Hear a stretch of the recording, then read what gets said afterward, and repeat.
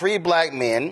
They in Maryland. They go to Arizona for a baby shower. Well, all of a sudden, there's this so-called mix-up where they rent a car and then they get accused of stealing the car. So check out this body cam video footage. It shows these men all calm but also confused and caught off guard when they were surrounded by cops outside of a Cane's restaurant in Glendale, Arizona. We got audio? Seat on the curb.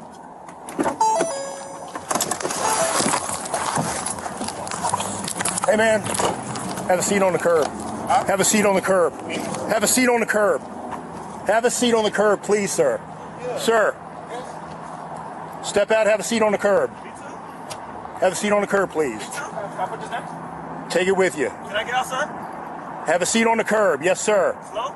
Have a seat on the curb, yes, sir. Yes, sir. Can I get out slow? Have a seat on the curb, yes, sir. Have a seat on the curb. Can I get out slow? Yeah, have a seat on the curb, please. Yes, sir. Please, sir. No problem. Can I get out slow? Have a seat. Yes, sir.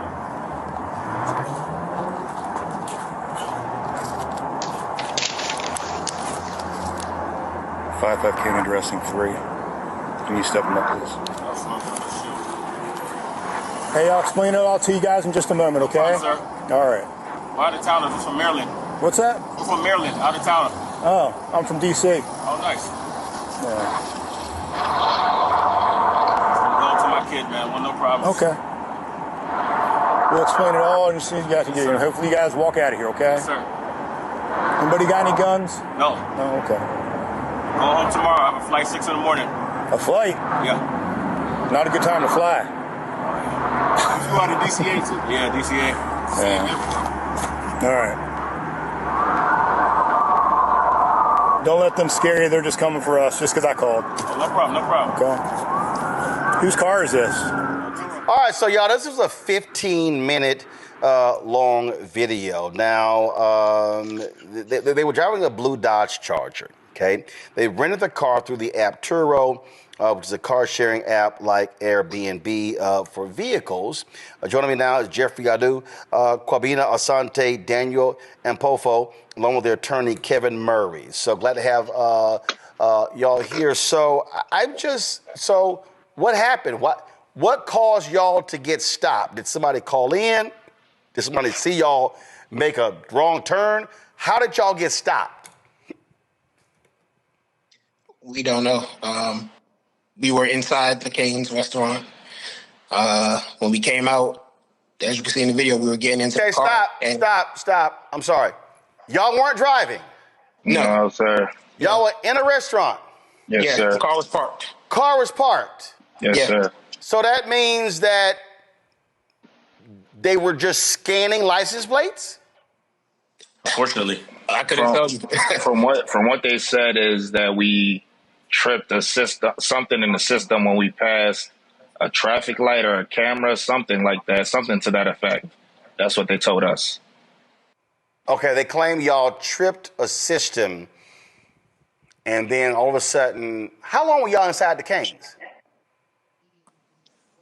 Probably 10, 15 minutes max.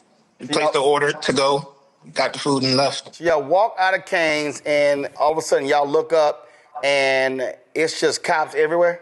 Guns drawn immediately. Me and Jeffrey actually got into the car. We didn't see the cop. The driver, Quab, was the last one getting in the car because he had to put his food at the top of the car. And then we heard the cop kind of like yelling at him to sit on the curb. We, of course, were clueless. We didn't know what was going on. So you can see the confusion initially. So it was one cop at first. He had his gun drawn as soon as he got out the car, as you can see in the body cam footage. After he told Quab to sit on the curb, he told me to get out of the car. I was in the back passenger seat. I had my drink in my hand, and I asked him if I could put it down. He said no, so I had to take it with me. And then he told Jeff to get out the car last. And then he called for backup. You could hear him coming in the background. You heard him say that the backup is coming. At this time, he didn't tell us what was going on. We still don't know why we were being pulled over. So right now, y'all still don't know why you got pulled over? No, as you heard him say, he said he was going to let us know in a minute. A minute turned into maybe 5 to 7 minutes. We didn't know for a while. while we were being pulled over. Yeah, Roland, these are all great questions you're asking, and that's what we're starting with to get to the bottom of the initial provocation of the officers and why these young men were pulled over, why they were handled the way they were handled. Okay, so first of all, I don't see it in, I don't see it in the script. What it says, you're visiting Arizona. Where did this take place in Arizona? Glendale, Arizona. Okay, Glendale, Arizona. Okay, got it. Correct. All right, so how long were y'all detained? Like 15 to 20 minutes. Yeah, I would say 20 minutes. Yeah, 15, 20 minutes for So sure. after 15, 20 minutes, then what happened? They just let y'all go? Yeah. Once they detained us and read us our Miranda rights, put us in handcuffs, put us in the back of the police car, then they told us why they were treating us that way. Once they said that, my brother Quab, he had the reservations for Turo for the car, so he was able to show. He was still handcuffed, but he gave him his password. They unlocked his phone. That's when they saw the reservation and saw that we didn't steal the car. We legally rented it from Turo. And then they had a brief discussion with their other officers, and then they took the handcuffs off us eventually. So they confiscated the rental car, though. So, well, hold up. This is where I'm still. So they reported. So they claim that someone else reported the car stolen? Correct. They said it was a stolen car, and we were the ones in possession of the stolen car. They also said that we fit the description of suspects, which you still to this day haven't heard. Wait a minute. Hold up. So you rented. Okay. So you rented the car through Turo. Correct. And so was that a person that was a person's car? So, yeah, there was another company that uses Turo to rent out their cars. And we rented it through that company. But, of course, yeah, the umbrella company is Turo. So ultimately, it was through Turo. So did y'all then call the company and say, yo, why is that they claim this car was reported stolen? What did the company say? Well, not at that moment because, of course, after a situation like that, you deal with the shock and the trauma. So our main goal after that situation was just to make it back to our Airbnb safe and sound because we've never been in a situation like that. Now, when did this take place? This was Saturday night, guys? Yeah, Saturday night, February 1st. February 1st. Okay, so it's been 2 months. What did the company say when y'all said, hey, the cops claim this car was reported stolen? Well, they said it was a mistake. They said they did report it stolen, but then they said that they recovered the car. That's what the company said. The company claims they did report it stolen. Correct. But they recovered the car. Yes. They recovered the car. Correct. So did the company ever notify cops? That's the $1 million question, sir. We're not sure. Okay. And that's where I. So Kevin, I gotta ask you, you attorney, who the hell y'all suing? Everybody. I'll be very, very clear. And we're investigating, and all the responsible parties are on the line until they're not, until they can prove that they didn't do something wrong. I'll be very, very clear. Whether it be the name of the company that used Turo for not clearing it, and we're even looking into the police department, making sure they went through the proper protocols, the proper policies and procedures that they were supposed to do, and the way they handled the situation. Okay, I got to go back. They said y'all fit the description. Correct. So was there a description that 3 people stole a car? When we asked what the description was, they never told us. We asked multiple times, and nobody gave a description. So, Okay, so give them the benefit of the doubt. We know what that means. No, but here's the whole deal, though. If a car was reported stolen by the company that used Turo, they had to file. They had to actually file a report. Have y'all seen the actual stolen car report they filed? I haven't seen it. I haven't seen it. Gentlemen have, and we've just hired recently, and we're investigating. We have an investigator in Arizona right now doing just that. Because bottom line is, if they filed a report, this notion fit the description, which means that it had to have been described to them that 3 black men stole a blue Dodge. Right. Wow. Did y'all eventually make it to the shower? Well, this was after the shower, actually. Got it. And how soon did y'all get out of Arizona? The next morning. Next morning. Packed up that night and got out of there that next morning. Unbelievable. All right, gents, keep us abreast what happens next. Thank you. Will do. I appreciate it. We appreciate you very much, Ron, for having us on your show. Thank you. Appreciate it. sir. Thanks a lot. Thank you. Thank you. Joe, this is the reality being black in America. Damn, you can't rent a vehicle and you fit the description. Come on, man.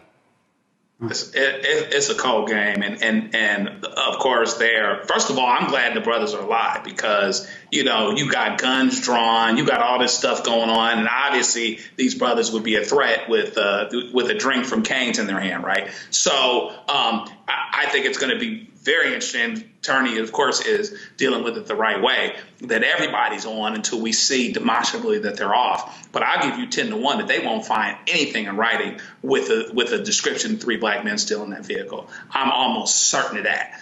You'll probably be able to catch them in that lie. But this reminds you how quickly things can go awry. And I remember speaking on a panel once at a college, and the kids were mad when I told them, we're talking about how to deal with police stops, being stopped by police. And they want to argue the unfairness. We understand that, but it's kind of hard when they're the ones with the gun and society's benefit of the doubt. Because what I told them is, I would rather deal with you, meaning that you made it, as opposed to dealing with your parents because you didn't. These brothers deserve a lot of credit because they stayed calm. They didn't give these guys a reason to fly off the handle. And the most important thing, frankly, I think they've got a good case, but the most important thing is surviving the contact. And they were able to do that because they were compliant. They asked questions. Can we do that? Can I hold my drink? You tell me to hold my drink. Can I sit down with it? Those types of things.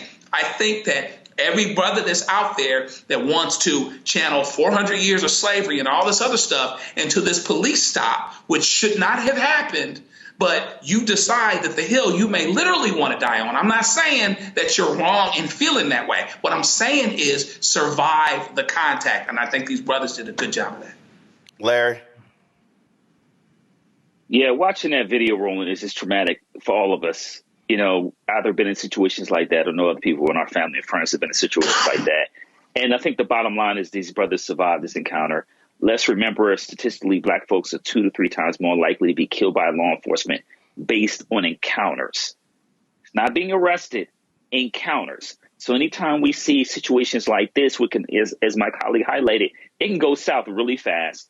And then you can have an issue where someone has been shot and accused of reaching or whatever else they, will come up with.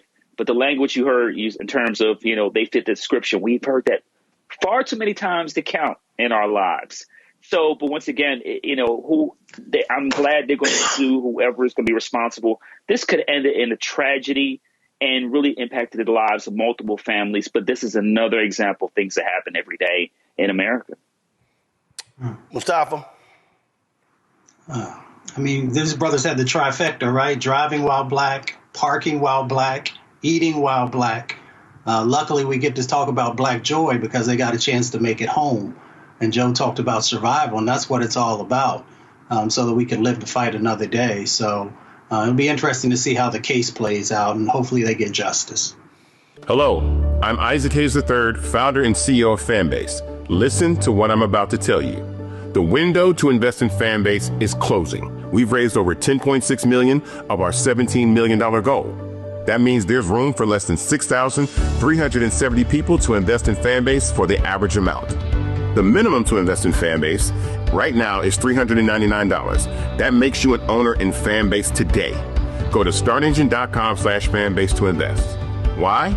Because current social apps have taken advantage of users for far too long, with content suppression, shadow banning, harmful racist content, and no real tools for monetization and equity.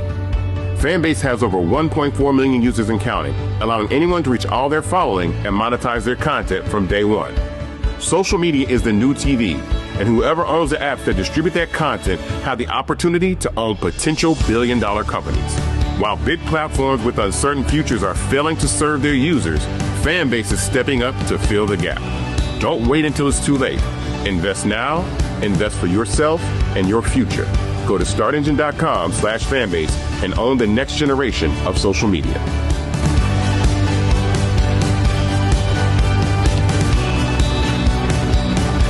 Months after a video surfaced showing Jonathan Spanos, the owner of a restaurant in Pennsylvania, going on a racist tirade during what looked like a road rage incident, repeatedly using the N-word and saying, "I'm a rapist." Okay, well, just watch for yourself. Church again, and you're a fucking half brother nigger. Really? Yeah, you're half nigger brother. Yeah, you're half nigger brother. Fuck you. Half nigger brother. Fuck you. I don't have a half nigger brother. Keep videoing. It's okay. Okay, you said the N-word, like, on camera. That's going to be great for you. Oh, that's right. That's going to be great for you. I am a racist. I hate trash. John Spanos is a racist. Oh. You pop me the finger, you're wrong. Shame on you. Shame on you. Shame on you. Shame on you. That's what I did. I said he has a half nigger brother. That's going to be great for you. I am a racist. I hate trash. John Spanos is a racist. Oh. So Spanos is now suing the people who filmed him and posted the video online after the backlash he got. He claims he and his wife never threatened anyone and were just talking to a family friend outside their home when all this happened. He said the video's release has caused him and his family such emotional distress, led to the restaurant's closure. The restaurant's website is down. The place is marked as temporarily closed. This lawsuit asks for damages and says the video hurt his business and reputation. Here's him talking at a news conference. Video captured a heated family confrontation in which I intentionally used the most ugly language known to me to lash out in anger. I repeatedly used the N-word to inflict pain on another person and sarcastically stated that I was a racist. I was wrong from not walking away from that volatile situation. I was wrong for responding in anger with hateful language. I was wrong for using a racist term. I was wrong. I was wrong. I was wrong. Candace, does he have a legal claim? Listen, the number one defense to defamation, which is what he's suing for, and intentional emotional distress, I believe, the number one defense is the truth. So we have the video, and that's the truth. Even if he was saying it sarcastically, the truth is that he said it. The truth is, right, that's the truth. He was on public property. Nobody invaded his privacy in order to get that video. Nobody did anything that was against the law. They shot a video that he participated in. He didn't even at the moment say, I don't want it. He was mad about it, but he decided to be sarcastic about it in his own words. But the First Amendment is out there for a reason. You are allowed to say things like that. The problem is that there are repercussions, there are consequences, that there are hate laws that are in place, and you cannot do that. So for him to sue for defamation is just really a waste of court filings, proceedings, times, and he should be penalized for that because that is ridiculous. If it's the truth, it can't be defamation, sir. That's it. That's it. Matt? You know, I hate having to answer questions after Candace. She's one of my favorite people, but she steals everything. She's 100% right. The only thing I'll add to that is I immediately thought of what a lot of states have, including Texas, what's called anti-slap laws. So that's when you get a lawsuit against you for constitutionally protected activity, you have a strong defense. And most of the time, to Candace's point, those cases are dismissed. Now, that's a little different than defamation. But ultimately here, what I think you have is exactly what she said. He's on public property. He's the person is filming, exercising their constitutional rights. And then the dissemination of that, there's nothing illegal about that. So I frankly do not understand his lawyer's strategy at all. This seems to me like this is filed to try to save face by saying, we're going to try to assert some nebulous legal right. But I don't see a jury of 12 people or 6 people, however it's constituted there, thinking that he has a legal claim at all, because not only is it the truth, I mean, he can't claim that he was in any way, goaded or coerced or something into, one, making the statements, and 2, he doesn't have any expectation of privacy in anything that's happening on a public street. I mean, you use this language and you say these kinds of things at your own peril. So his business being shut down and all of that is his own fault. And I don't see how a jury would ever think there was a basis to this legal claim. Thank you for stealing everything, Ken. What's also hilarious, Michael, is, this has brought me undue attention. I guess you want to continue it. Yeah, exactly. So they're always remorseful after they get caught. They always apologize and, God knows my heart. And, I'm not that bad of a racist and things like this after they get caught, after it goes viral. So, and the other thing is he said the N-word multiple times. So it sounds like you've had practice with this as well. So and then the patrons start withdrawing economic support from him, which they should, because you wouldn't want somebody like that fixing your food out of your sight, would you? And now all this comes back on him, and he's like, "Oh my God, no, come back, stop it." So this is now what the legal strategy may be trying to appeal to the Fox News Trump supporter crowd, trying to get sympathy. Trying to get sympathy, trying to get support. Oh, come on and eat at my restaurant. Things of this nature. So they may be trying to, appeal to that. So in 2025, we need to be selective of where we spend our dollars eating also. Yep. Hey, Spanos, I got one for you. Why don't you simply open up a restaurant called Bigots Are Us? Hey, Roland, can I just say that Bigots and briskets.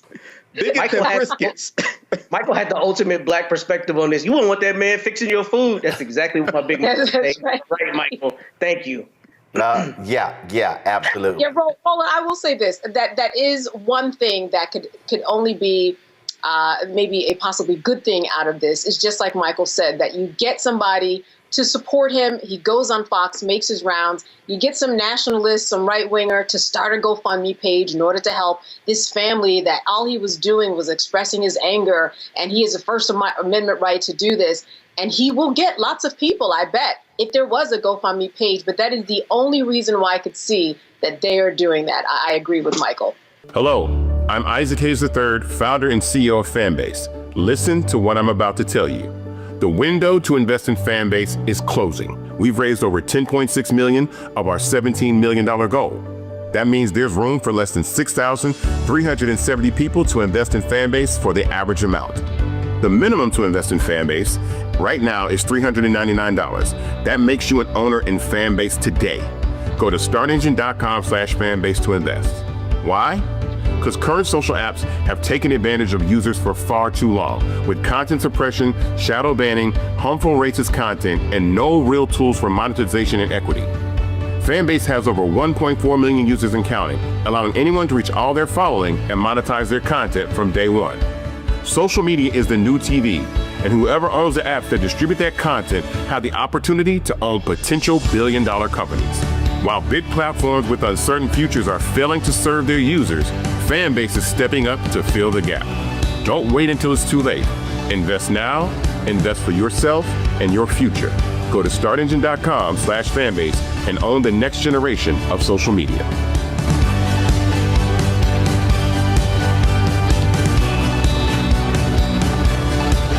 So I just need our people prepared. That's right. That they're going to attack black institutions.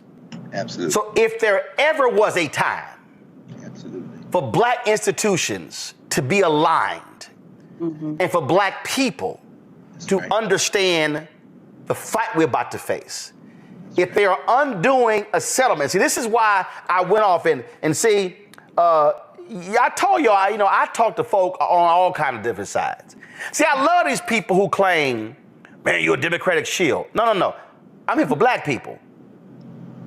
I just got called that on Blue Sky. I mean, whatever. They stupid. We fight for black people. Right. So whether you're Democrat or Republican, I've said to black people, we still constituents. Trump still should be funding HBCUs the same way Biden and Harris did. We still constituents. So understand, today, I sent an email, I sent a text. First of all, I sent a series of tweets. Then I text him, because Daryl Scott, Pastor Daryl Scott out of Cleveland, he posted a tweet. And his tweet was, go ahead, Maya. I woke up to a call from President Trump this morning. We talked about a lot of stuff, politics, tariffs, sports, had a lot of laughs. One thing stood out. He said, quote, last administration, I was fighting for survival and the country. This time I'm fighting only for the country. That's my dude. Okay. So I responded. Okay, Pastor Scott, did you ask Trump why he canceled a DOJ lawsuit against petrochemical companies in Louisiana that are killing black people in an area called Cancer Alley? Hey, Pastor Scott, did you ask Trump why he called a deal in Lowndes County an illegal DEI settlement? 9,800 mostly black people have had raw sewage backed up into their homes and yards due to lack of an infrastructure investment by Alabama. Also, Pastor Scott, did you ask Donald Trump why his HUD canceled investigation in Harris County, Texas, where the Biden-Harris administration said the state refused $1 billion in hurricane relief to a black and brown county? Also, Daryl Scott, did you ask Trump why his DOJ pulled out of a lawsuit alleging black and brown voters were disenfranchised in the 2021 Texas redistricting? Hey, Pastor Scott, did you ask Donald Trump why he won't put pressure on Republican governors in red states to pay HBCU land grants the $13 billion they are owed? Did you ask him why $17 million in grants were canceled at FAMU's pharmacy school? Here is what I know, Pastor Scott. Tim Scott, Byron Donalds, Burgess Owens, Wesley Hunt, Sharice Lane, the Cartier folks, Hodge twins, David Harris, Joseph Pinion won't say a damn thing about these issues. Y'all black MAGA tout how great he is, so let's see y'all speak up. Now, Pastor Scott, if you're going to go hard at Charlie Kirk for his racist attacks on MLK and black doctors and pilots and call out the foolishness of Candace Owens, let's see you speak up on the issues I outlined. I'll wait. So 5 hours ago, I see he responded. No, he told me to tell you to call him. Then he later tweeted, I saw, I didn't realize, let me see, did I see the tweet? He said, I saw it earlier. He said, oh, I didn't know I worked for you. Y'all know I'm about to go ahead and respond. So let me just go ahead. Oh, Lord. You know, I'm gonna respond on Twitter in a second. Now, let me just go ahead and respond to his ass live. You know, because see, I just a firm believer, y'all, that sometimes you just got to go ahead. Well, Scott, let me find it. Well, Daryl Scott, I dare you to set up a one-on-one live interview with me and Trump.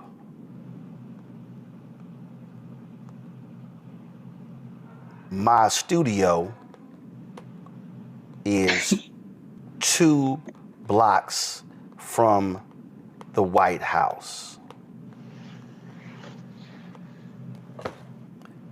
Pick the day and time. Hold up. One-on-one live interview. We can go 2 hours or longer. And me and my, so y'all know I ain't scared. My Black Star Network team will be there. I'll ask him all of this directly. Let's see here. Since my thing is I'm over characters, let me go ahead and edit, period. Boom. Let's see if he responds.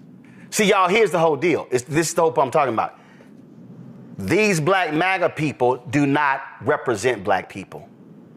Nola, these black MAGA people are not going to fight for black people. These black MAGA people love to go to White House functions, love to run their mouths. They love to come to the black community and go on black radio and tout Trump all he doing for black folk.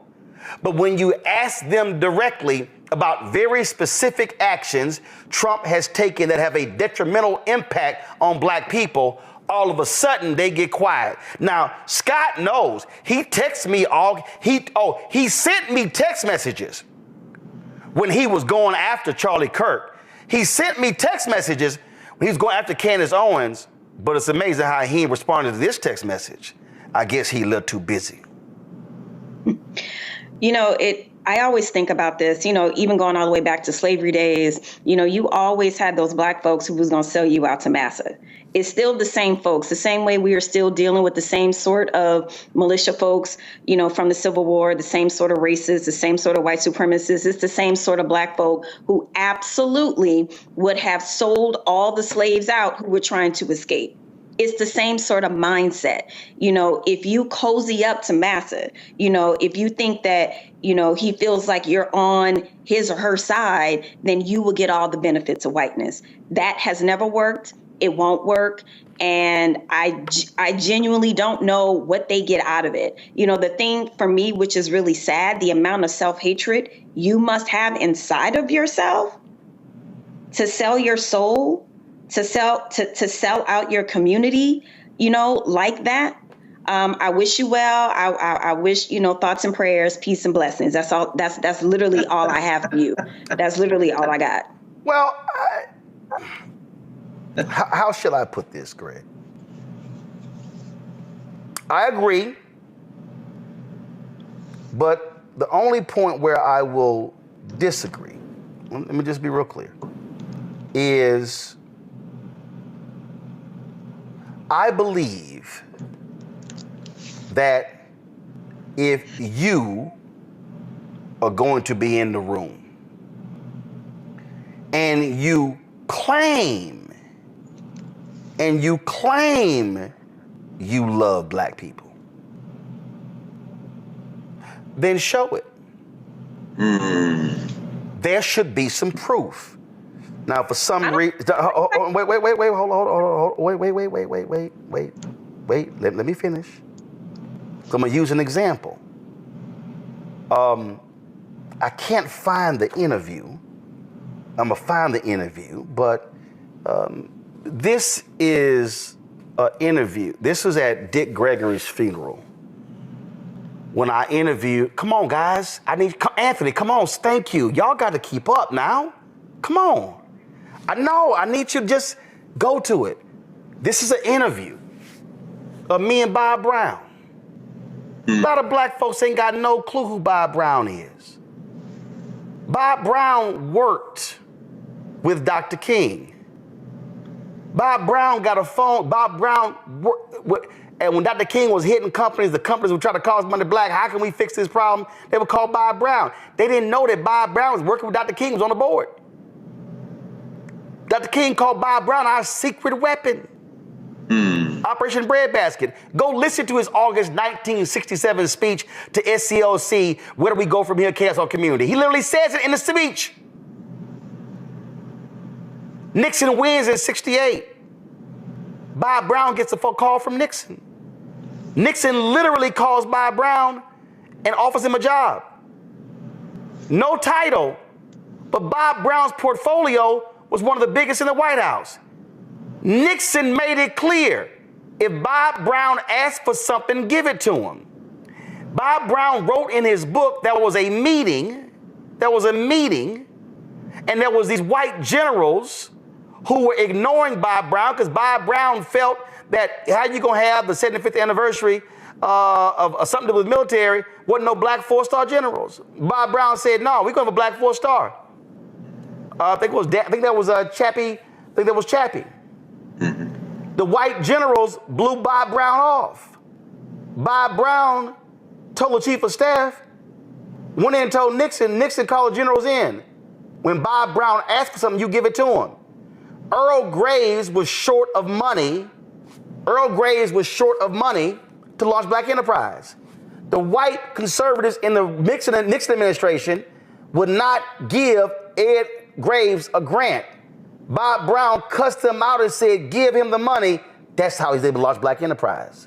They didn't want to give Earl Graves the money because Earl Graves had worked for Robert F. Kennedy.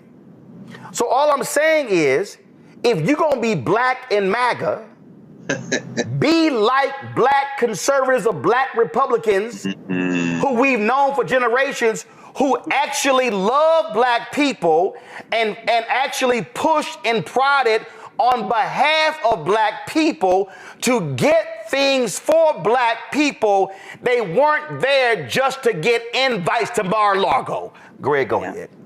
It's true.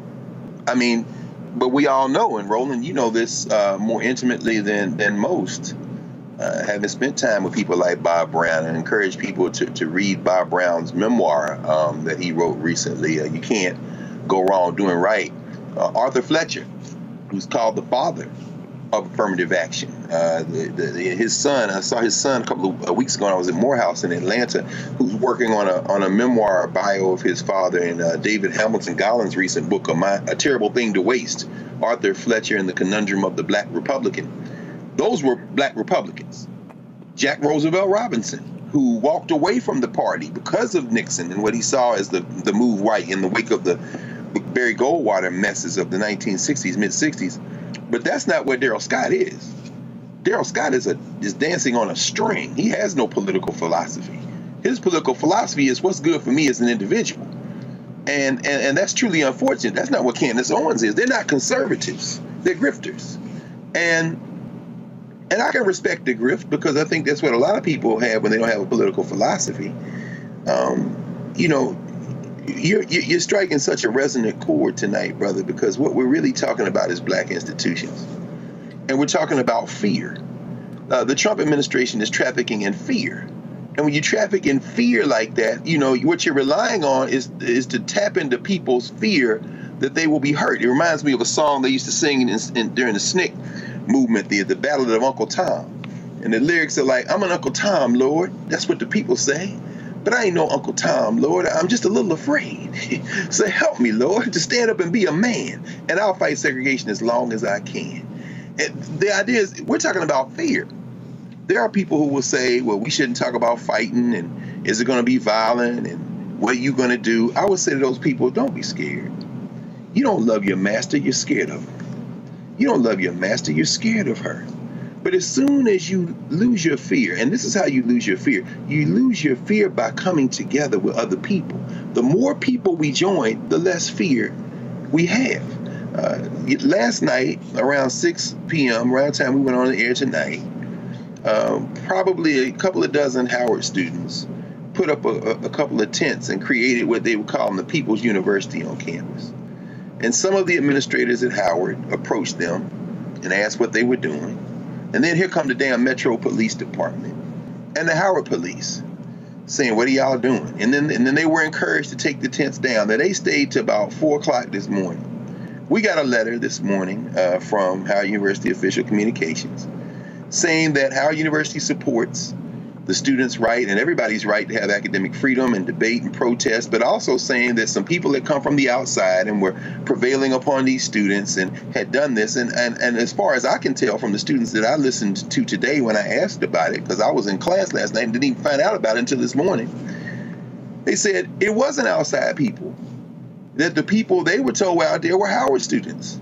And so I guess, you know, what I'm trying to say now at this point, I'm reinforcing what you said about historically black colleges and universities earlier. And in the context of Darrell Scott, who has no constituency, who has no community, and is just a little afraid. And this is to everyone watching this who's just a little afraid. You're not no Uncle Tom. You ain't no Aunt Jemima. You're just a little afraid. Understand this, that when you stand together, when you join together, we don't have the money that Harvard has. And by the way, Harvard covers costs for anybody who gets enrolled at Harvard, comes to Harvard, whose families make $200,000 and less. That's what kind of money they have, and that applies to international students too. So yes, there are international students who come to Harvard and write the check, but if your family makes less than $200,000 a year, you go to Harvard with no incurring of debt. So they are well fortified. Well, you can't say that it's you can't say that it's Stillman. You can't say that with our brother Walter Kimbrough, as you were talking with him last week. You can't say that at Talladega. But this is what you can say. The same communities that surrounded the city of Montgomery when Joanne Robinson, a professor of English at Alabama State University and the Women's Political Council of Montgomery, launched and sustained the Montgomery bus boycott, the same communities that poured resources into them, that fed students, that put together the money to be able to sustain the boycott, those communities can step up again, Roland. Those people who send you envelopes of money, the money that folds and the money that jingles, those that cash out, those who make the annual donation or the monthly donation, those who press money in your hands at airports and in railroad stations, those people are the ones that will make sure not only that we endure, but that we overwhelm these folk. Because when you punch a bully back, when you lose your fear and punch them back, that's when you realize that you shouldn't have been afraid at any point. It's not about anger. It's about fear. And we can overcome our fear together. You know, Nola, in Trump's first run amok in the Oval Office, he only had one black top aide. And see, I need people to understand. Again, when I ain't new to this, I'm true to this. See, I love all the folk, these Audis are kicking my behind. I love all the folk who don't understand how we roll and how black media has rolled. When Reince Priebus ran the Republican National Committee, they had a Black History Month program, and I got invited. It was actually at the Republican, the house they have, where they have their club. Mm-hmm. Now, when I walked in, all the black people, what's up, Roland? All the black people who work there. So we go into the room, all these black Republicans. And I remember there was this one girl, she was a fake black Republican. Her name was Crystal. She used to be on my show sometimes. And Crystal was mad. She got mad. Because when I walked into the room, all these black Republicans were walking up to me, greeting me. And they sat me between Reince Priebus and David Stewart, the billionaire out of St. Louis. And then the next year they had a program at the Howard Theater, and they actually asked me to MC the event with Tara Wall, black conservative. Ooh, was some Negroes really upset. Oh man. But the reason that was hilarious, because see, what the fake black conservative didn't realize, all these black folks in there knew me. Generals, business people, political people, and I knew them. Because I knew they were real black Republicans. Mm-hmm. So when Omarosa rolled into the White House with Trump last time, I literally called, I said, listen, I can't stand his punk ass. I said, if you gonna be there, be some use to black people. I said, he loved golf. I said, why don't you have him put some extra money in the interior budget for the black golf course in D.C. that folk don't, the historic black golf course in Washington, D.C., that people don't realize is actually under the Department of Interior and not the city of Washington, not Washington, D.C. I said, you're going to do something. I said, be a Bob Brown. I said, get his book. I said, matter of fact, call Bob Brown. So you know what I did? I called Bob Brown. I said, Bob, will you meet? He's like, yeah, I'll meet with her. Never called. Go to my iPad. His other top aide was Jerron Smith. Trump called him a star, all this sort of stuff. And this is what he looked like. And he came on the show, sounding crazy, defending bullshit. And I come and said, Jerron, I said, here's your problem. See, I said, you defended bullshit. I said, don't defend bullshit. I said, Abad Brown was smart enough not to defend bullshit. I said, if you're gonna be there, be of use to black people. Yes. That's all. Matter of fact, I ain't got a problem saying it. Darryl Scott, I just text his ass. I said, if you gonna, and I sent him his little tweet. I said, oh, your text stopped working? And I said, if you're gonna rep black folks, have the courage to be Abad Brown. And if you don't know him, you need all caps to read his book and sit down in all caps, learn from him. He was a real all caps black Republican. I'm waiting for his response. Here's the point I am making. We are still constituents. And if there are going to be black people who are around Trump, loving Trump, stop doing a jig at Mar-a-Lago and then make demands. I'm real clear. When I sat in the room and Biden was in the room and Harris was in the room, and I sat at the table when Obama was there, and in 2 of the 3 meetings I got invited to Trump's first time, I was asking black stuff. I let them other TV anchors talk about immigration and all the other stuff. I brought up black stuff. And if these black MAGA folk want to be seen as legitimate black people, don't just be happy you got invited, actually rep black folks. And I just gave y'all 4 or 5 examples of stuff they should be asking of Trump that too many of them are scared to do. No, I know you got to go. Go ahead and finish your comment. You know, two things that I want to say. Being from the Deep South, I'm familiar with Republicans, you know, and then also being in the profession that I am, the whole time we were having this conversation, I'm thinking about Colin Powell, you know, who was a Republican who absolutely stood on business, you know, when he was in rooms about black people. And the distinction between MAGA and traditional conservatives or Republicans, I think that's so salient and important. And that's what we have to understand.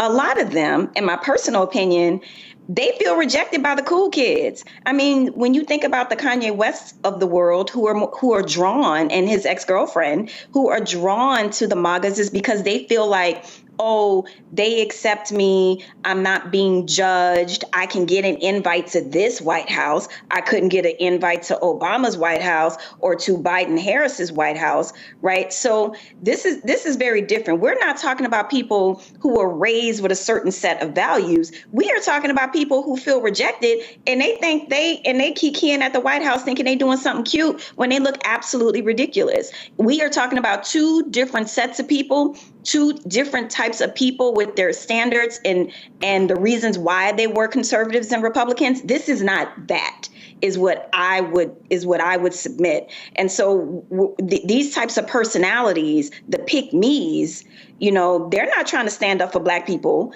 They're not interested in a black agenda. They're not interested in reparations for real. No. They just want to be at a White House. They just want to be included somewhere. They are the pick-me's, which is very different from a lot of traditional conservative Republicans. Well, I guess I was confused there because when you said the pick-me's sound too much like the pickaninnies. But I was...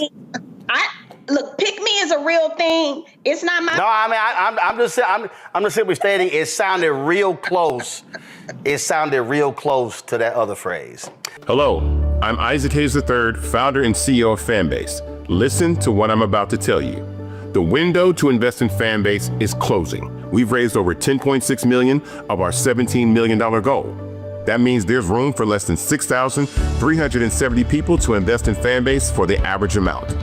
The minimum to invest in Fanbase right now is $399. That makes you an owner in Fanbase today. Go to startengine.com/fanbase to invest. Why? Because current social apps have taken advantage of users for far too long, with content suppression, shadow banning, harmful racist content, and no real tools for monetization and equity.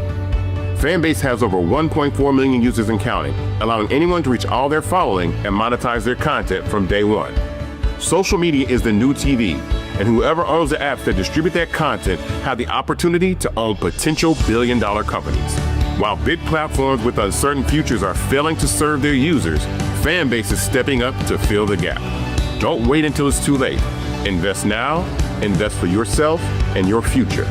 Go to startengine.com/fanbase and own the next generation of social media.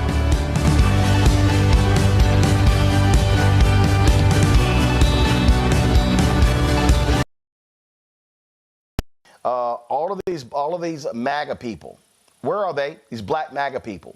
It's amazing how quiet they are. So this decision impacts black people in Lowndes County. The Cancer Alley decision to stop that lawsuit against petrochemical company affects black people in Louisiana. They stopped a lawsuit dealing with black people in voting in Texas. Donald Trump does not give a damn about black people. And all of these black people, all of those Negroes who were so happy, smiling and shucking and jiving at the White House Black History Month party, it's amazing how quiet all of them they are. Where's Michaela Montgomery? Where's C.J. Pearson? Where is David Harris? Where is, what's his name? Pinto. Where are all these folks? Where's that little girl from FAMU who's running around? It's amazing how quiet they are when these things are impacting black people and you don't hear a peep. Look, the thing about this new wave of black MAGA is that, look, they don't. It's actually sad and disappointing, right? Because they don't care about black people. They just care about feeling slightly better about themselves for the poor decisions that they make. So yeah, all they do care about is doing things like, showing up to the White House for a quote unquote Black History Month event right after the White House, assaults Black history. We shouldn't expect them to ever speak out against things, like the White House ending this DEI lawsuit, but they're calling it a DEI lawsuit when in reality it's actually the federal government cleaning up a state and local government mess. We shouldn't expect them to reasonably, speak out. When they want to shut down the Blacksonian, right? We shouldn't reasonably expect them to speak out when they want to erase Harriet Tubman and the true essence of the Underground Railroad from the National Park Service. We shouldn't expect them to speak out, when the Pentagon says, "Oh yeah, Jackie Robinson was DEI hire." We shouldn't expect them to speak out with none of this, because first and foremost, they have to appeal to white conservatives for the grift to work, because without that appeal, the grift just wouldn't work. And so, when you're looking at a Dr. Julio out of Atlanta, when you're looking at, in any of these folk that decide to pop up and run around and prop up Donald Trump, just expect them to not show up when it comes to actual black issues affecting black people, when it comes to this Trump White House. Omekongo, and bottom line is this here. When you look at all of this, these folks are silent. They are complicit. Again, Byron Donalds, nothing. Burgess Owens, nothing. Wesley Hunt, nothing. Tim Scott, nothing. They're just all quiet. They're saying nothing. And these are real issues impacting black people, impacting the lives of black people. Yeah, and these guys got more smoke for Pastor Jamal Bryant than they have for anything this administration is doing. And it's shameful and disgraceful. When you mentioned Tim Scott and Byron Donalds and the like, this is who they are. And they're still trying to find a way to angle for some way to get in good graces with this administration, to build their profile while our people are dying, while our people are struggling. And these situations, Trump and his people, all they see with these areas, all they see is land. And they see possibilities of people having to move into other areas so they can go in and take over that land. And for these poor white folks in these rural communities and these other spaces, they're going to do the same thing with you as well, if they're not doing it already. I don't know if there's other networks that are speaking out, for poor, marginalized white people. We do on this network, but I'm saying we're paying real attention to it like we're doing right now. They're coming for everybody, and they have no respect for people who are poor, for people who are struggling, and for people who are dealing with, as Brother Craig was saying, man-made disasters. And this is the other thing. Did you see that interview last week where Kennedy, they were like, "Hey, man, you cut this program for teen diabetes." And he was like, "Oh, we didn't do that. We just cut all the DEI stuff."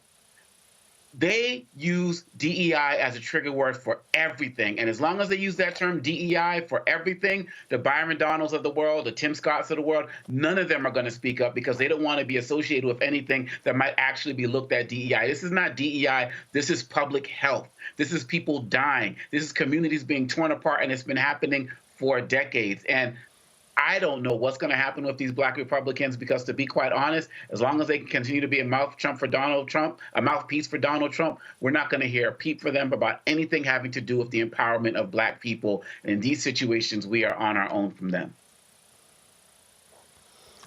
Absolutely. And so I think it is safe to say that black people can forget having any protection at all from this administration. I mean, you can forget them standing up for black people. They are going to stand up for big business at every turn.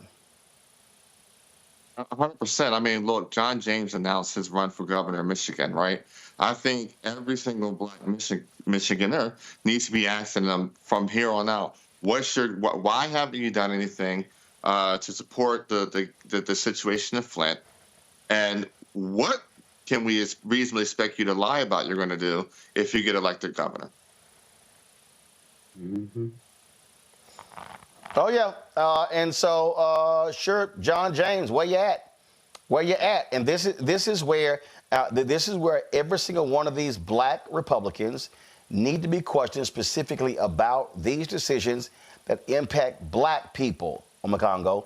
As simple as that, and we shouldn't let them off the hook. Oh, absolutely. And given the incredible work that was done in Louisiana to destroy, those 4 initiatives that the governor had on the ballot there, these black Republicans need to wake up because, as you always talk about, Roland, when we get the turnout and get our numbers out in the places where the places we populate, we are unstoppable. And I think that more and more black people slowly but surely are waking up to that fact. When you look at the work of Black Votes Matter and so many of these other organizations, I think every black Republican should be on notice right now. You're not going to be able to bring in 50 Cent. You're not going to be able to bring in some of these other guys who are going to speak for you and just say, oh, we'll just get some black votes. We'll just throw in a black celebrity here and there. It's not going to work this time around. And these guys are continually and daily making themselves irrelevant because the Trump administration has shown that they have nothing for them.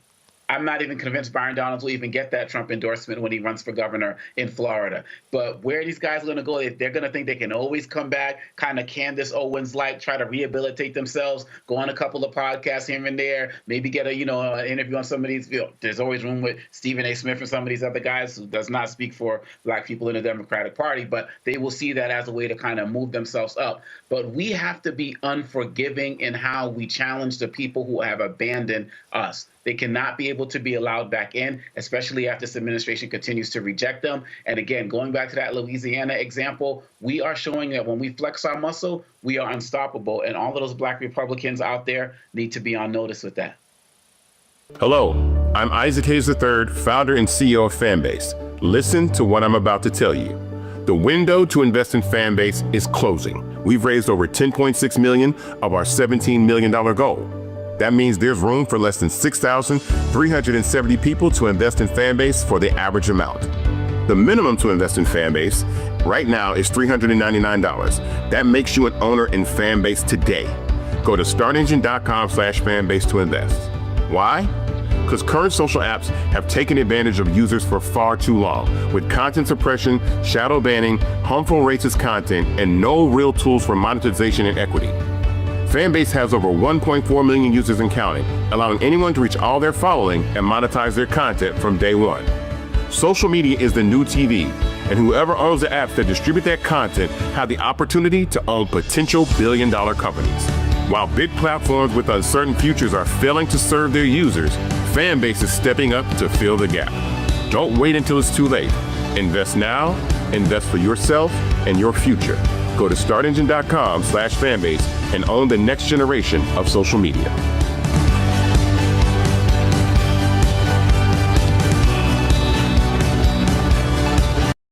Memphis, residents there are complaining bitterly about Elon Musk and what is going on with his particular firm. We're gonna, in a moment, we're going to be talking with Representative Justin Pearson about that.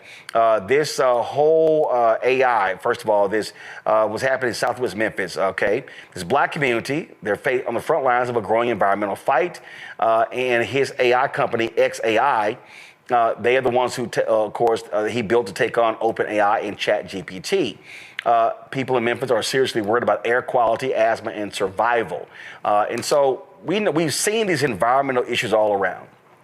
And what Elon Musk has been doing with Donald Trump's approval, what they've been doing is targeting their critics. You see how he's been going after every federal agency where there has been an investigation of him. So we're going to talk to Representative Pearson in just a second. But here's the thing that I'm laughing about, okay, about these fools. And I saw this tweet from country singer John Rich, and he's an absolute MAGA suck-up. I mean, an absolute MAGA suck-up.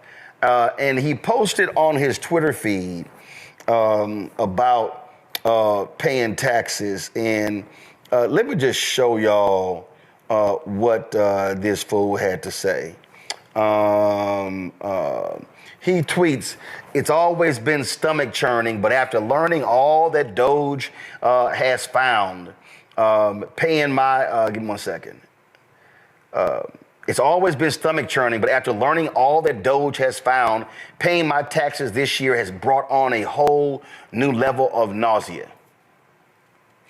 He's a moron. You know why? Because all Doge keeps doing is backtracking on what they claim they found. Now remember they said, we're going to find $2 trillion in savings. Then it's, we're going to find $1 trillion in savings. Then they said, we're going to find $500 billion in savings. Then they said, we found $150 billion in savings. Well, check this out. This is Doge went weeks without updating its webpage. Then just after midnight on Tuesday, it removed nearly $1 billion worth of previously claimed savings. Right here it says the website is filled with errors, include typos and references to multiple state mental health facilities as mental health retardation centers. They claim savings for hundreds of individual cuts also fluctuated from update to update. They lying. Political sis, they lying. I mean, the number just keep changing. They lying. Where's the evidence at? Where's the damn evidence? The New York Times wrote a great piece about it, and I mean, to debunk everything. Where's the evidence? Like you said, every time they put something up, they got to take it down because they get called out on their lies. There's no proof. The only people that's getting rich out of this damn scheme is Elon Musk and Trump and his corporation buddies. Those are the only people who's making money. Everybody else, we're losing. The American people are losing. They're taking food away from poor people. We are losing. Social Security is damn near going to be gone. Who's winning? Not us. They're winning. And they have no damn evidence. So what the hell are they talking about?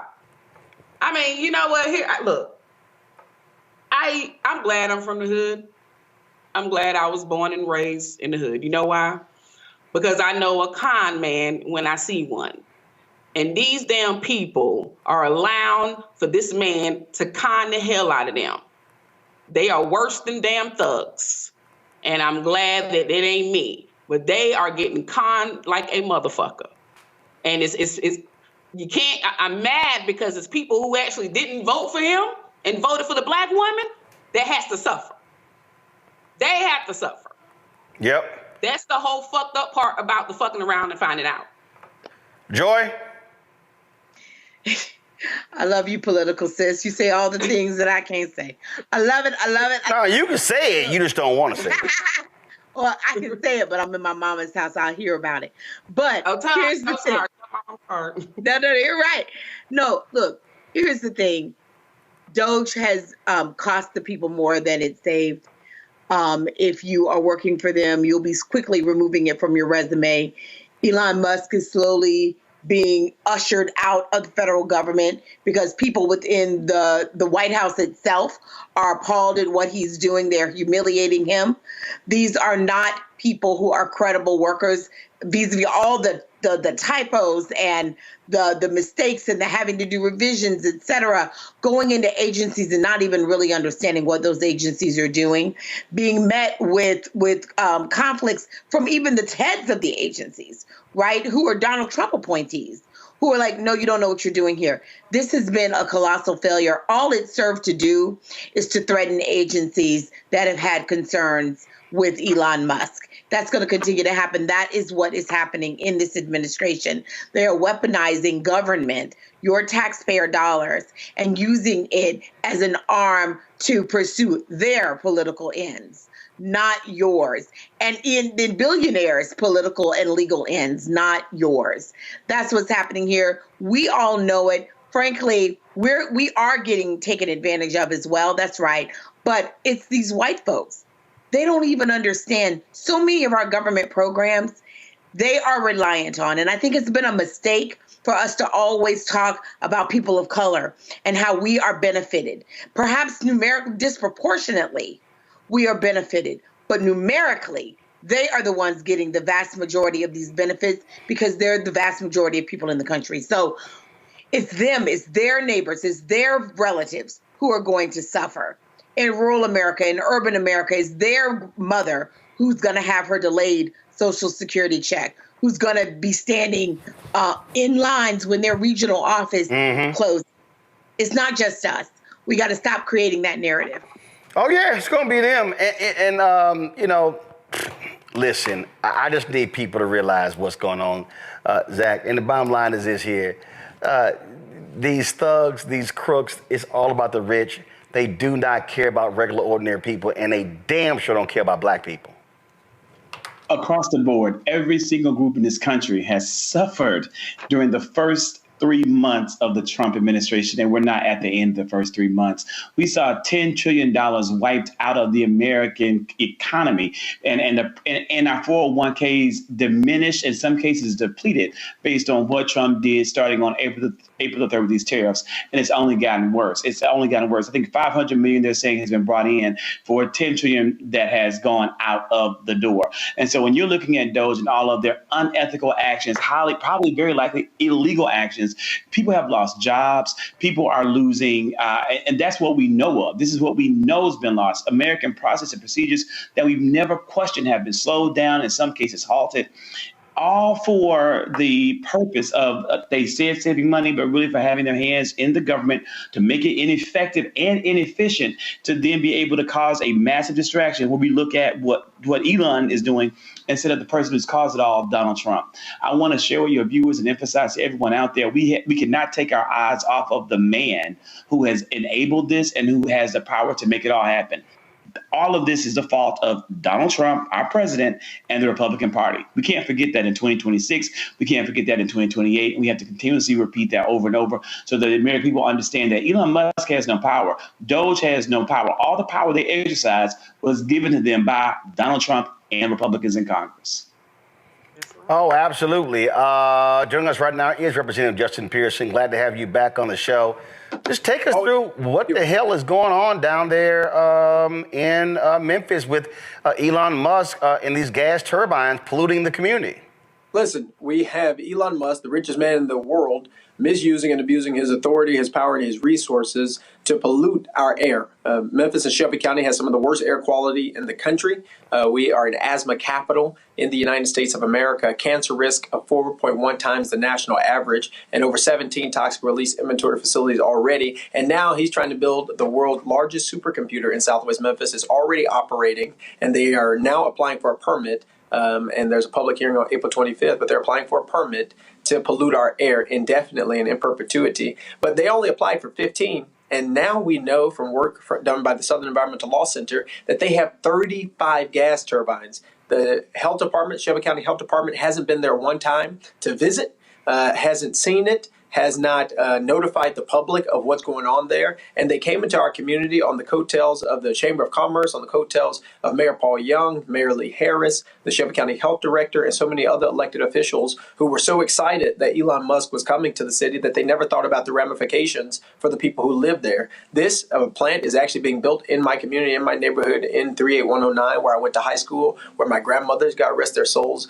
died from cancer, and where my fiance and I have just bought our first home. And so it's really personal, this fight, but he's using his money to manipulate people, particularly African-American leadership, into hurting and harming our community. How is it there have been no inspections? I take it you've been in conversation with the mayor's office or the city government. What are they saying?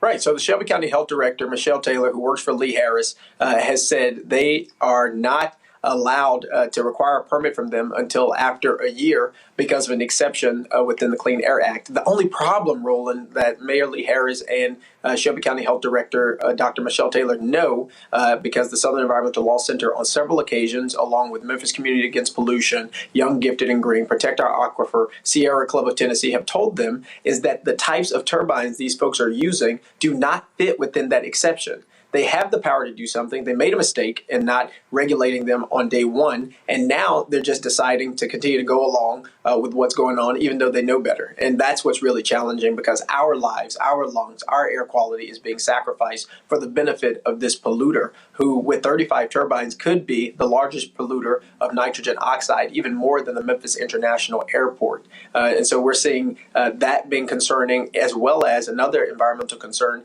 is formaldehyde. With 35 turbines, they could actually be putting into the air 16.7 tons of formaldehyde, a cancer-causing carcinogen.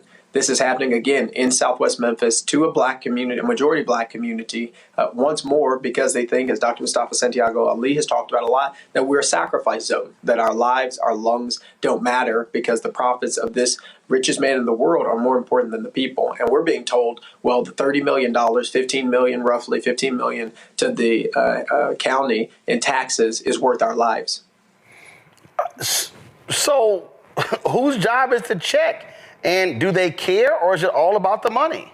Right. I think it's a lackadaisical, callous attitude toward people who have been suffering for a long time. You don't get to the point where a company can come into our city without anyone, without many of us who are elected even knowing about it, because the mayors, the public utility signed non-disclosure agreements preventing them from actually talking about this project. We just learned this past week from some reporting that not only did they sign non-disclosure agreements, not only did Elon Musk and his company just pop up on the scene and tell us they were in our community and start polluting our community without permission, without permits, but they wanted to tout, well, we're not getting any public dollars. We're not getting any payments in lieu of taxes and things like that. But new reporting has shown they were actually given help by our assessor to not pay taxes. So it's $12 billion worth of equipment. The assessor taught them how to scheme the system so that they would only pay taxes on $2 billion of that. And even of that, it's a fraction of what they're actually supposed to be paying.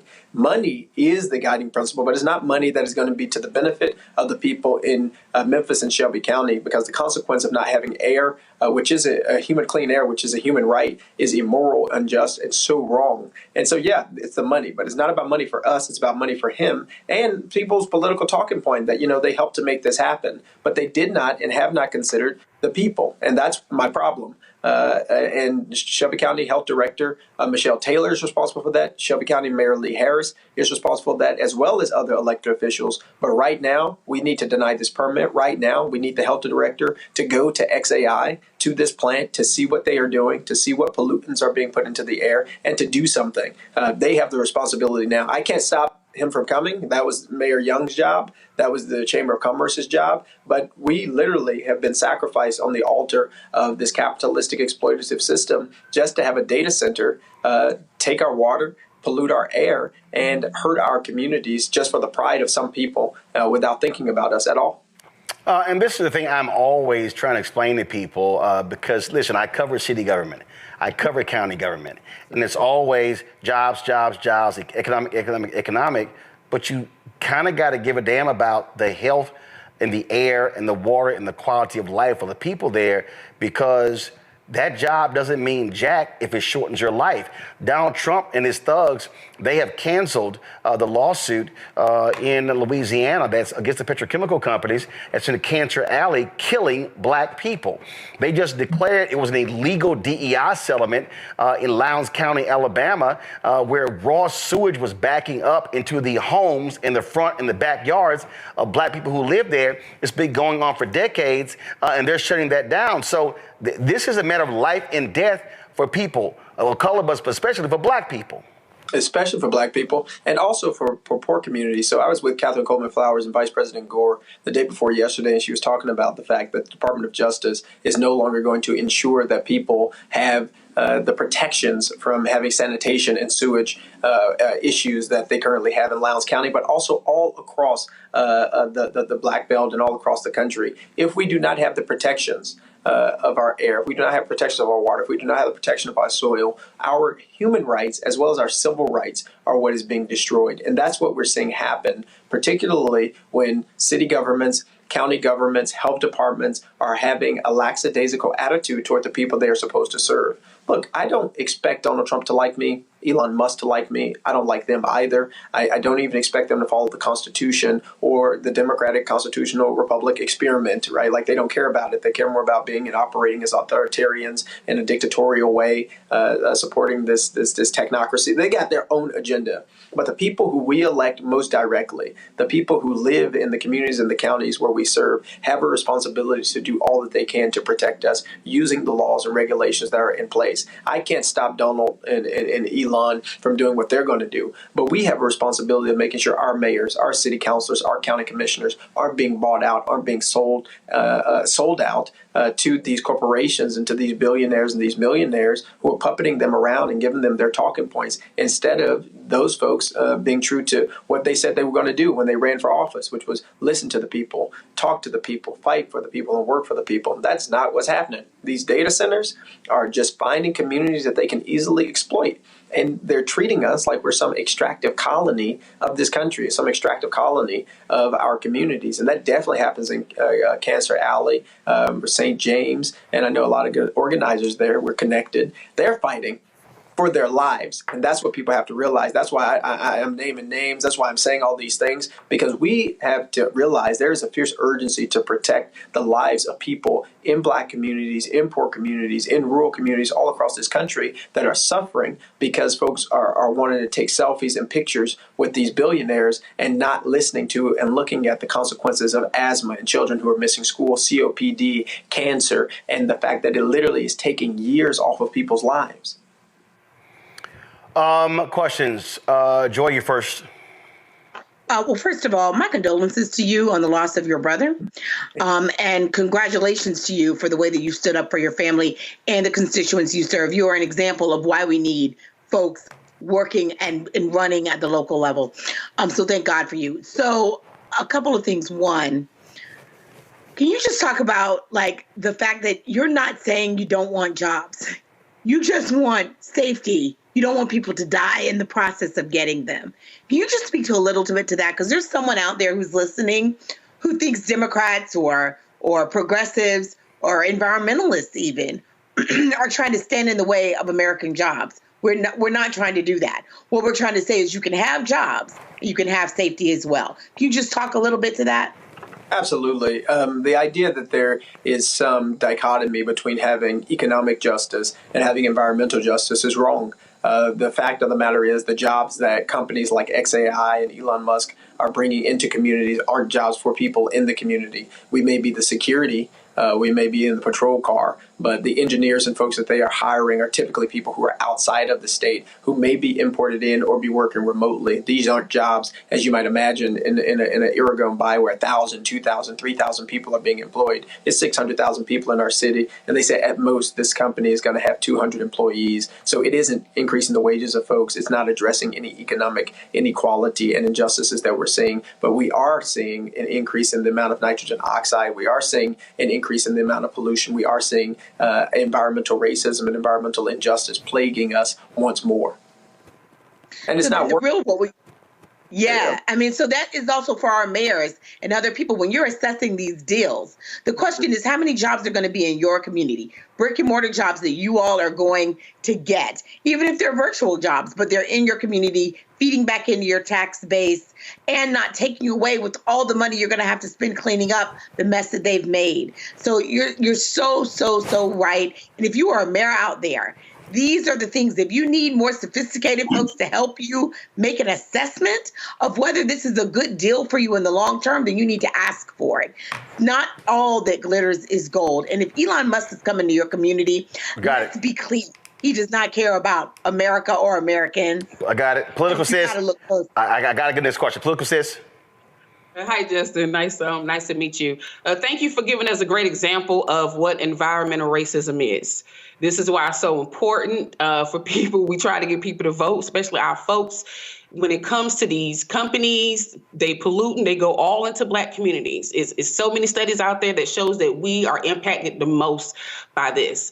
Can you kind of give me a percentage, and that's all I want to know, of the Black folks that's within your community or this community that's being affected? Yeah, it's about 97%. So, yeah. Thank you. Thank you for all that you do. Thank you so much. Again, to your point, it's a textbook case of environmental racism, but environmental racism doesn't get to the place that it is without a perpetuation of harms that have been okayed over decades. It's no surprise that the same places that are redlined are the same places that have the industrial parks and the industrial plants. It's no coincidence that these are the same places that are educationally deprived, politically deprived, environmentally degraded. We have to have elected leaders and appointed leaders who listen to the voices of the constituents who are crying out and don't continue to perpetuate the harm just because that's the way that things have always been. Zachary? I think it's fair. I think it's also fair to say that we are not going to get anything done. It's going to get worse before it get better because of this administration who's trying to do away with the EPA. Yep, well, that's definitely the case. Zachary? I know people are going to hopefully go a little bit deeper and do a little bit more research around environmental racism. And so just for those watching, you got Cancer Alley, you had the Flint water crisis, you had the toxic PCB landfills in North Carolina, and then you also have what's happened with the Navajo Indian reservations out with the uranium mines. I want to ask, this is a question I have for you, just shifting a little bit, sir. And again, the whole entire village is with you and is mourns with you with the loss of your brother. May he rest in paradise and power. This is my question for you. You, many times when you were working at the state level of government, you look up to your national leaders for advice and for guidance and for role models. But I believe that you, sir, are a role model to our national leaders who are serving the entire nation in regards to how you can be a part of the minority party, the opposition party, and still be highly effective. What advice would you give to our national leaders, to Democrats who have been elected to represent us in Congress, of how they could get power, gain authority, and do the work of true opposition to the Trump administration and congressional Republicans? Absolutely. So thank you so much for you all's kind comments about my brother. We miss him every single day. And look, a place that you can get more information is the nonprofit that I helped to found, and that's helping to lead this fight, Memphis Community Against Pollution, memphiscap.org. That's memphiscap.org. Submit your public comments as well while that's available against Elon Musk and as well against the Tennessee Valley Authority, which is seeking to build 6 gas combustion turbines in our community as well. Look, to be an effective opposition party, we have to recognize where we do have power. We have people power. You can see it through town halls. We had a town hall expecting 100 people. We got over 350 people this past Saturday, just strictly about environmental injustice and about what's happening with Elon Musk, XAI, and TVA. There's a lot of energy in this moment in time. And the democracy itself, right? It's the consent of the governed. We have to get the people who are interested and engaged in fighting back in the fight alongside us, which is why we're having some protests this upcoming week. It's why we're going to be attending the public hearing and have hundreds of people organized to do that. Because while I am a state legislator, right, I'm up here in Nashville, was just fighting for some bills, against some bills, but I also realize I'm a Memphian. I'm a person who lives in Shelby County, and I have a responsibility to use any influence, any power that I have there as well to elevate the causes and the concerns of the people who are being oppressed the most. And for people who are in Congress, the fight isn't just to fight Donald Trump just by talking about it. It's to find the ways that his policies are directly impacting our communities and do what we can at the city council, at the county commission, at the state level. If you're in a more vulnerable state for Democrats to resist. And I think that is where our politics has to become much more inclusive. And I mean that not just in building the movement for justice rooted in love with Black folk, white folk, Latino folk, Asian folk, documented, non-documented, queer, straight, and all that. And not just that, but politically, our state leaders need to be connected with our mayors, need to be connected with our city councilors, need to be connected with our county commissioners in a much more intentional way, because we have to find the places where our power can be strongest and build from there. Pearson, we appreciate it, man. Keep up the good fight. Thanks a lot. Hey, we're in this thing for the long haul, and we in it together. Love and appreciate y'all. Indeed, appreciate it. Thanks you so very much. Hello, I'm Isaac Hayes III, founder and CEO of Fanbase. Listen to what I'm about to tell you. The window to invest in Fanbase is closing. We've raised over $10.6 million of our $17 million goal. That means there's room for less than 6,370 people to invest in Fanbase for the average amount. The minimum to invest in Fanbase right now is $399. That makes you an owner in Fanbase today. Go to startengine.com/fanbase to invest. Why? Because current social apps have taken advantage of users for far too long, with content suppression, shadow banning, harmful racist content, and no real tools for monetization and equity.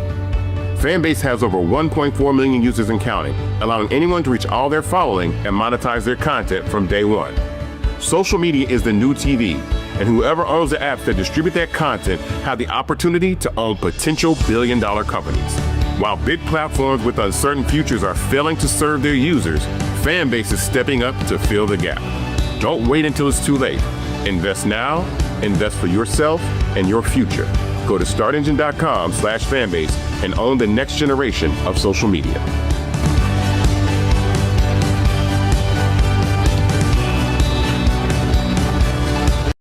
And the people who are also stupid are the people who agree with this dumbass's tariffs. Let me give y'all a sense of this here.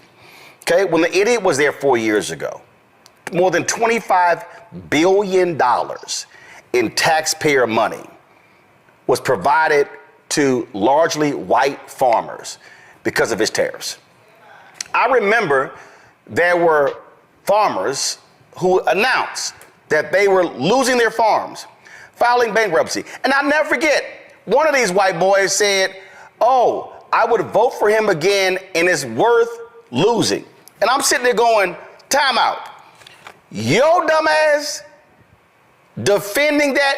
The man lost the family farm because of Trump's idiotic tariffs that did nothing, that accomplished nothing. And more than 25 billion of that were given to farmers. But let me be real clear, white farmers. So what are we now seeing? On today, which is the ultimate DEI day, diversity, equity, inclusion, when the white racists finally allowed Jackie Robinson, because it wasn't about merit, to come and play in Major League Baseball. We'll cover that later. But we're seeing the attacks on DEI in every federal government. And guess what that includes? Agriculture, USDA, is having a devastating impact on black farmers. So black farmers already got screwed and have been getting screwed for decades. Now when you had a glimmer of hope, Trump is like, shut the door. And guess who's quiet? All of these black MAGA people. You hear nothing from Senator Tim Scott. It's black farmers in South Carolina. You don't hear jack from Congressman Byron Donalds. Nothing from Utah Congressman Burgess Owens. You don't hear jack from Texas Republican Congressman Wesley Hunt. Black farmers down in Texas. There's some black farmers in Florida. Nope. No, we know ain't no black farmers in Utah. So you don't hear nothing. Not a peep. And how about all these other little MAGA minions?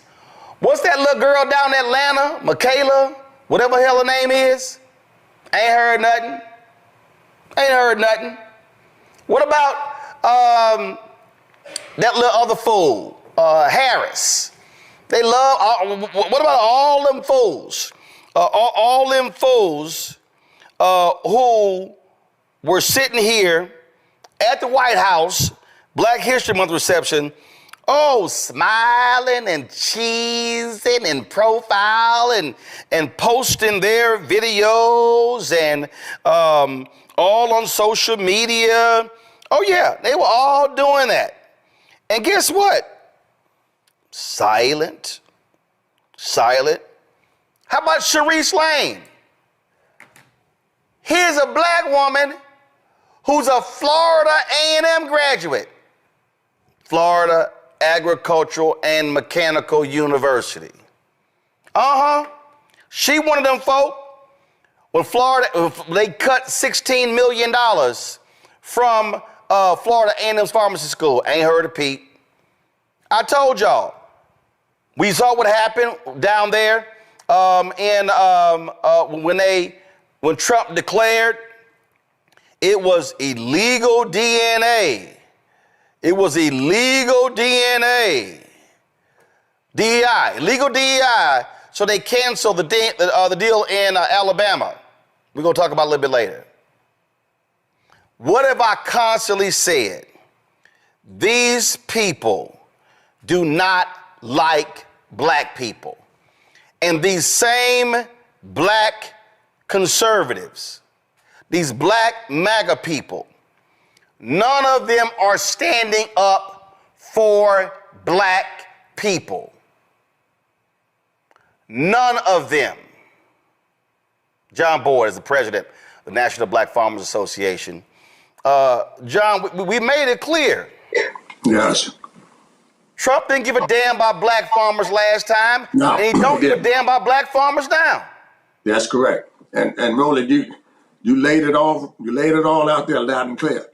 One thing that I want to highlight before we get into this tariff thing is the president put an executive order out there allowing white South African farmers to provide them with a fast pathway to citizenship in the United States, and they're going to give them land out of federal inventory from the United States Department of Agriculture and grazing land from the Department of Interior and provide them a homestead. Things they never did in this country for black people, and I've been trying to get our land. Roden, you've been covering this thing, man, for 15 years, man. We've been talking about this land and inventory. They want to give it to South African white farmers that Trump says face discrimination in South Africa.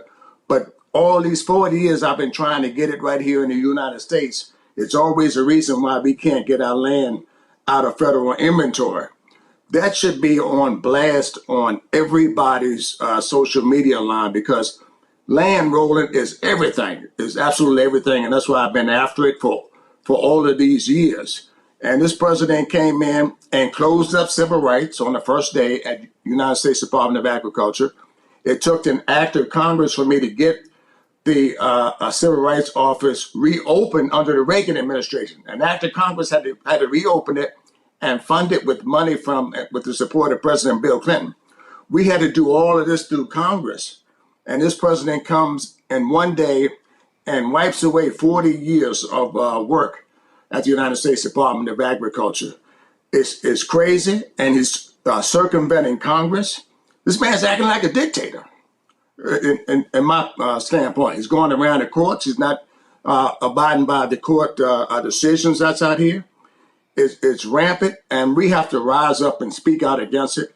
And, Roland, thank God for this platform, man. And I roll through my social media just about every night, and I see you on the front lines with the consistent message of fighting back, man, and pushing back, and we have to do more of it.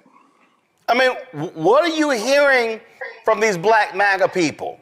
Are they responding to emails, phone calls?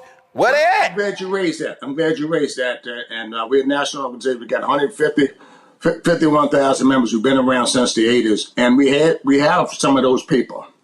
Roland, you hear from some of these crazy people. And they want to argue you about Trump. And now the debate is bare minimum now. But I had a lot of pushback when I came out nationally for VP Harris, from people and the organization itself that didn't want us to do that. Some of these very same type of individuals that you're that you are describing here. We got to do better at understanding. Yes, I agree we didn't get everything that we needed from the Democratic Party, but anybody who's confused about the difference between the Democratic Party, Joe Biden, and this president in office right now, something's wrong with you. And here's the other thing that is very alarming. They changed our name, Roland. DEI, minority farmers, socially disadvantaged farmers, farmers of color. They were spitting on me at USDA because I was black. They wouldn't allow me to see the loan officer but one day of a week because I was black. I was coming in the back door, yes, in the 80s and 90s because I was black. They got to stop changing our definition. We're black people, and these are, and we face a special set of issues in this country that no other people face with pure hatred. And this president hates black people, if anybody's confused out here. See, here's the mistake that people make. They go, oh, but no, he's got a black HUD secretary, and he had Ben Carson last time, and he's got. Here's the deal. Look at his White House. Yes. Are there any black top aides? No. No. Advisors? No. None. So all these little black MAGA minions taking photos, posting stuff, all of them, all these little folk, and I'm gonna name them: the silly ass brother, the Cartier family, all these folks, the Hodge twins, all these folks got lots to say on social media, but they are saying nothing about the impact on black people. Yes. And you know what? This is going to be devastating on black farmers because, Roland, and that's the tariff piece. A lot of our people don't understand the commodities that I've been raising for 42 years. Corn, wheat, and soybeans are controlled by the market. Every time the president says the word tariff, the price plummets. The other countries don't want to trade with us. China is now buying soybeans from Brazil, and now they just said they're pulling out $2.5 billion of beef. I raise beef too. All these things are going to affect us. But when the money's rolled out, and you laid it out in your commentary, they say, we're going to roll this money out through the Department of Agriculture.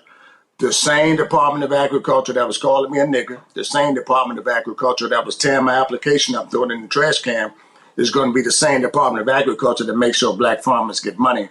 It's not going to happen. And that's why I support, we got to, get the prices up. We got to get rid of this president. I mean, I hate to start talking about that. We got to put a candidate out there. They got the galls and balls enough to stand up to him. And also say, I'm going to come into office the first day and do away with every one of those executive orders that he put out there. We're going to do away with it. We need a person like that who's standing up and fighting right now and saying and talking and saying those things right now. That's the first thing we got to do. And then black people, we got to voice up and come together. If we can't come together on the Donald Trump, we're never going to come together in this country based on this way this man has treated black people. Every week he's saying something directly, do away with Black History Month, do away with anything that has anything to do with color and blackness in this country. He came in, and his architect, Roland, we don't want to leave his name out. His name is Stephen Miller. And we had a conversation on your show years ago when he started suing me in federal court, blocking the $5 billion to black farmers. The person who orchestrated the language and who was crafting the language for this president and these executive orders, his name is Stephen Miller. And some sort of way he needs to be dealt with as well. Again, I just want folk to know, these are the people who run around. These are the people who run around. Black folks need to be supporting Trump. They sitting here touting all the wonderful, great stuff he's doing. But again, on things that are specific, they are silent. They are saying nothing. Yes, and you're exactly right. And you could look at the brother from South Carolina. We ain't heard a word from him. Nope. And we got thousands of black farmers in his state that need help and assistance. Right now, black farmers don't have farm operating loans in place, and it's planting season. And we need for our people to come together and help support these brothers. We should have our corn planters in the field right now rolling. They have they're closing up local offices, and they have done away, ain't doing away with anything that had to do with color at USDA and NRCS, Farm Service Agency, Rural Development. The agencies that's supposed to be extending credit out here, they went away and done away with civil rights directors in those agencies.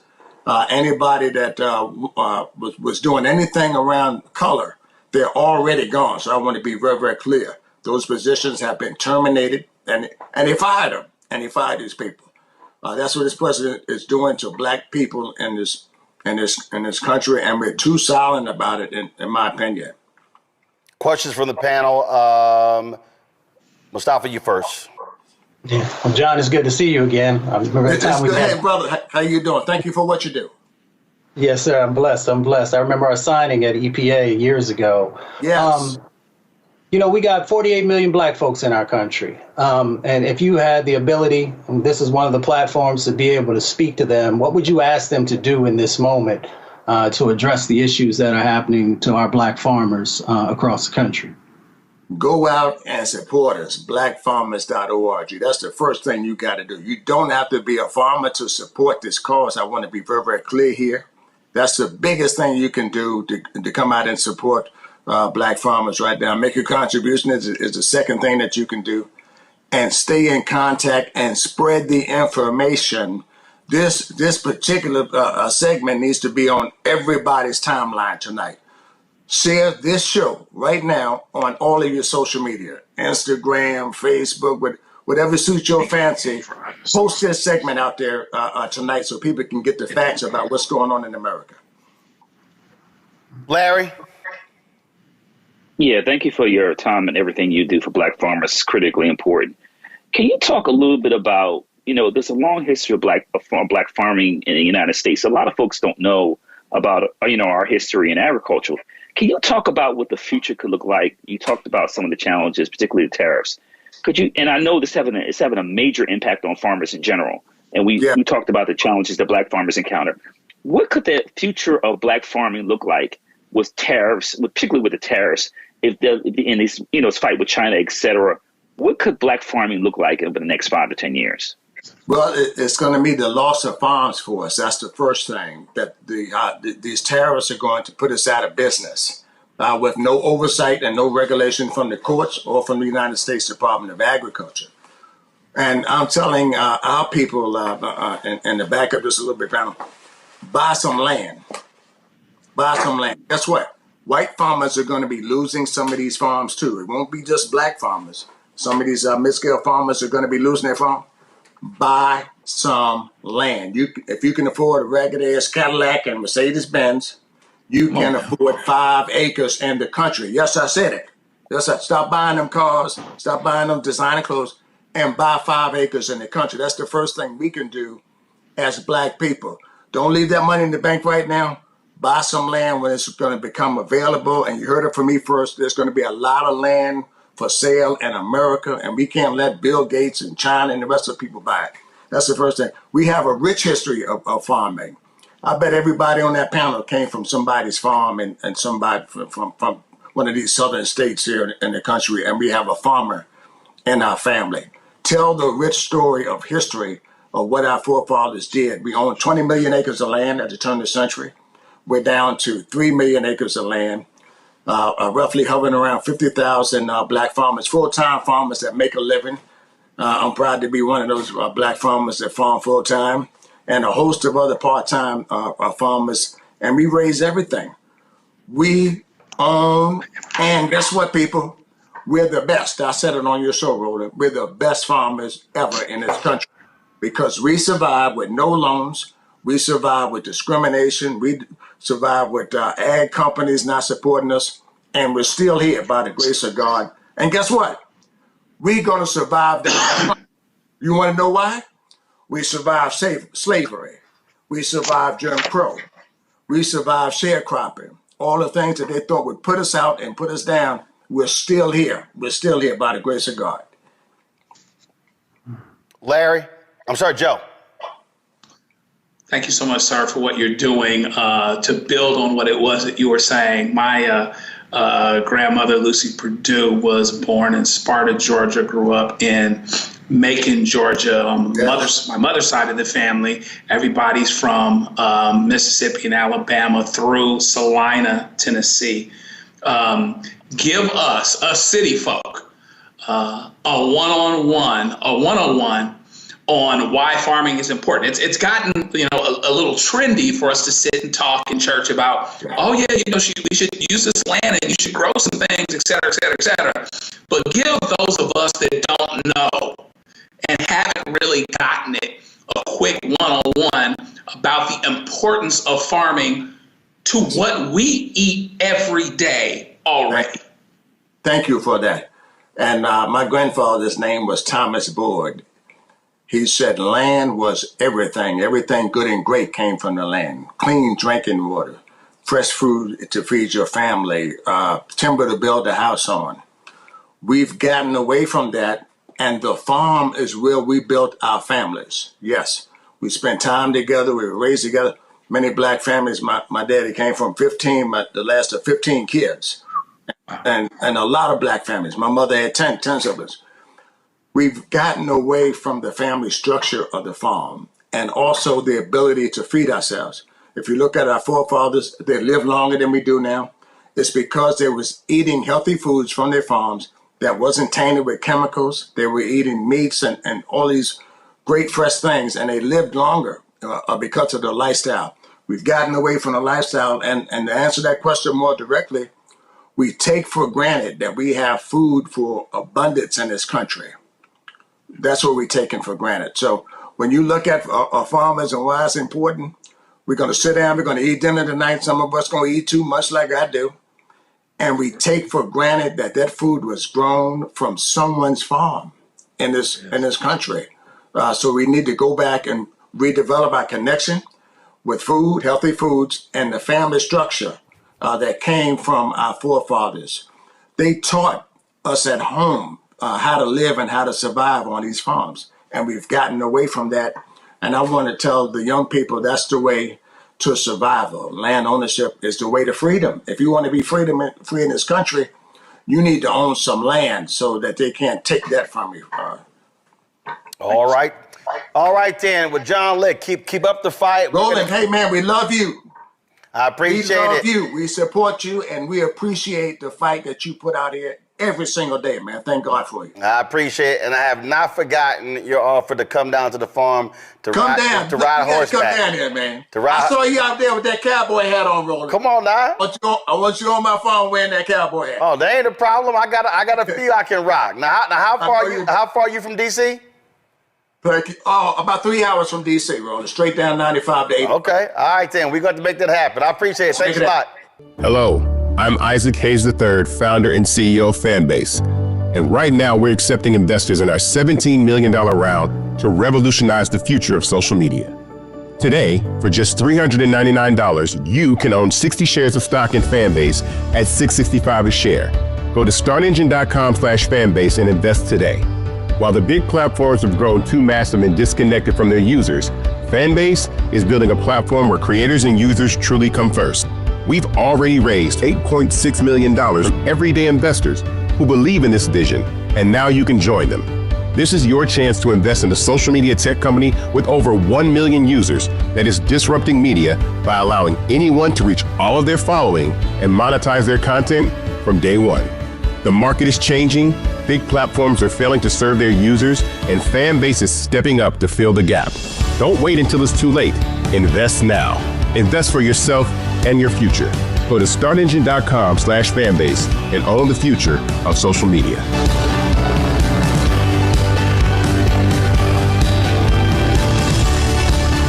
Folks, an altercation at a Texas track meet leaves a student dead and another student facing first-degree murder charges. This story has been blowing up in the Dallas-Fort Worth area, but it's also gone national as a number of white conservatives are attacking the young black man who has been charged in this case. His name is Carmelo Anthony. They are demanding that he get everything thrown at him for what took place in the death of Aaron Metcalf. So let me unpack what happened here. Guys, roll a video. So understand, so 17-year-old Carmelo Anthony, this is him being released from jail, okay? He's been released from jail. A black judge lowered the bond. Well, that black judge has been getting death threats as a result of that. That's Judge Angela Tucker. She's been getting massive death threats. Now, again, 17-year-old Carmelo Anthony says he was only protecting himself when Austin Metcalf, according to witness statements to police, tried to shove Anthony, who attended a rival high school, out of a pop-up tent when Anthony grabbed a knife from his backpack and stabbed Metcalf in the heart. Now, Anthony is now out on bond. Now, his parents held a news conference today, and the father of Metcalf showed up. Here's a tweet that racist Charlie Kirk sent out with the video from the news conference, okay? He sent this tweet out here, all right? And so you see him attacking the family and attacking activists because of what was stated. What does Kirk say? Insanity. Dominique Alexander, who represents Carmelo Anthony, just attacked Austin Metcalf's father, Jeff, for attending a press conference held by the Anthony family, calling his presence, quote, a disrespect to the dignity of his son, unquote. Kirk tweets, this is revolting. I responded to Kirk. I said, I'm curious. If the Metcalf family held a news conference and Carmelo Anthony's dad showed up at that news conference, would you be saying the same thing? Joining us right now is the activist in Dallas, Dominique Alexander. Dominique, glad to have you back on Roland Martin Unfiltered. It's been some time. So, first of all, you have Charlie Kirk saying you represent the family. You're not a lawyer, correct? Not at all. So, Not at all. So explain for the public your role in this case. So the Next Generation Action Network, of course, is founded here in Dallas, Texas, in the Dallas-Fort Worth Metroplex since 2014. We are the advocacy arm. Our organization is an advocacy-led organization. We are not the attorneys. The attorney for this case is Mike Howard.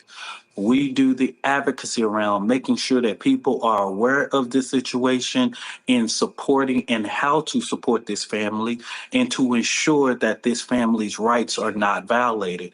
And the things that are legal matters are handled by the lawyers. What's crazy here is, so check this out.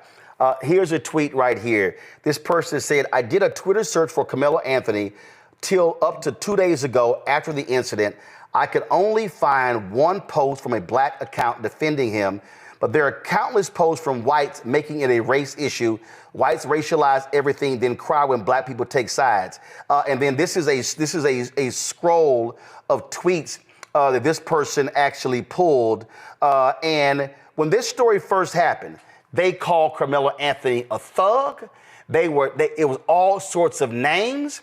They were saying that Aaron Metcalf was this football star. He was this bright young man, talented, high grade point average, all of that. But Carmelo Anthony is not a thug. Carmelo Anthony is a high grade point average student as well. And so Anthony was being treated as a savage, and Metcalf was being treated as the golden, a perfect student, the golden child, if you will. Yes. One of the things, Roland, that we need to point out in this situation is that most of the people raised their consciousness because of what Hunter Metcalf said in the local media, where he literally admitted over the weekend, days after, the same day, I believe it was the next day, where he stated that his brother was told by Carmelo to not touch him and literally admitted that he did it anyway. And so no one did that interview for Hunter Metcalf. He did it himself. And so this hate, this race, this bigotry wasn't introduced by us, right?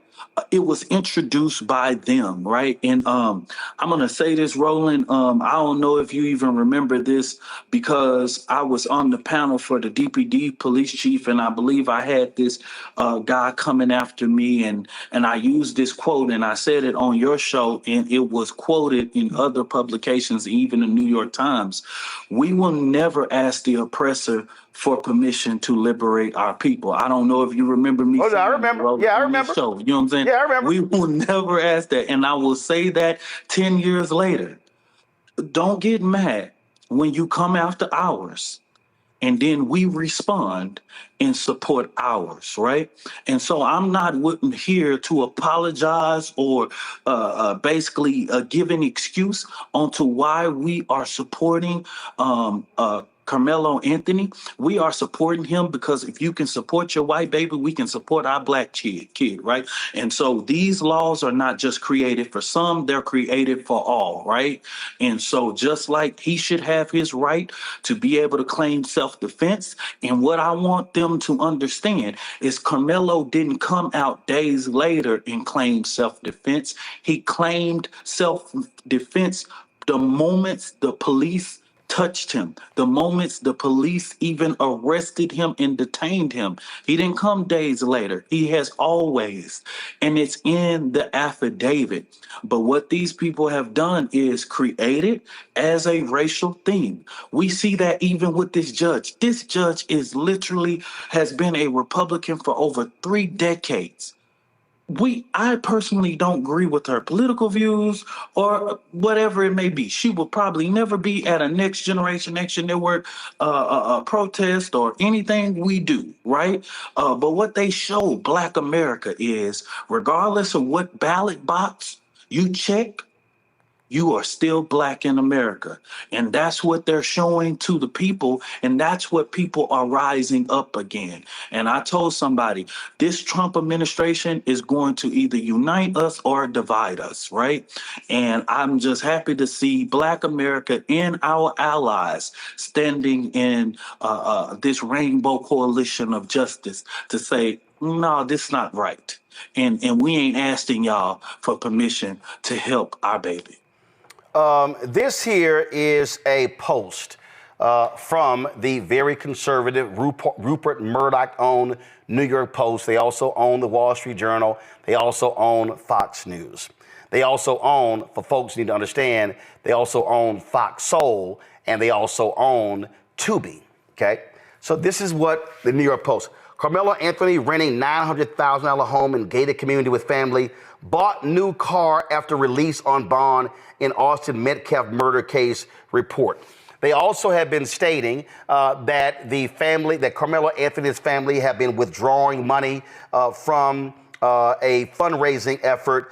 It's called Give, Send, Go. In fact, the folks at Give, Send, Go, the folks at Give, Send, Go literally had to come out and explain why they were not removing the Anthony fundraiser from their platform. People were threatening that platform by saying you should not be allowing them to raise money. This right here, y'all, give me a second. This is actually the New York Post tweet right here. But the folks even at TMZ reported no money was actually withdrawn from this account. Correct. TMZ actually called Give, Send, Go and actually asked them, have the family have access to this fund? And they literally responded and said no. And what was interesting about it is around noon yesterday, they called them and got that confirmation. Well, Give, Send, Go sent an email to the family at about 2 p.m. Central Standard Time, notifying that they could actually start the process of withdrawing the funds, which everybody know, even withdrawing, it takes a few days to even hit your account. When the family put their information in to be the beneficiary of the account because the account was set up by someone else, that took days for verification and especially when the money is for the benefit of a minor. It took days for verification, and these falsehoods was only created to discourage people from giving money to the platform. So they start these lies and all of these things that they could have easily verified by just picking up the phone, calling, give, send, go. They would answer the phone, they would respond to emails, and they let them know. And so TMZ called directly, and they responded. And so they could have done that just like anybody else, but no, they just started spreading out reports, all of these things. They started talking about the family paying for private security. The security, if you see the video, the security is my security staff. The director of security for NGAN is in that video escorting Carmelo Anthony out as well as me and another individual of the NGAN staff, right? We have our own security apparatus, and we have made it our business to ensure the safety of this family.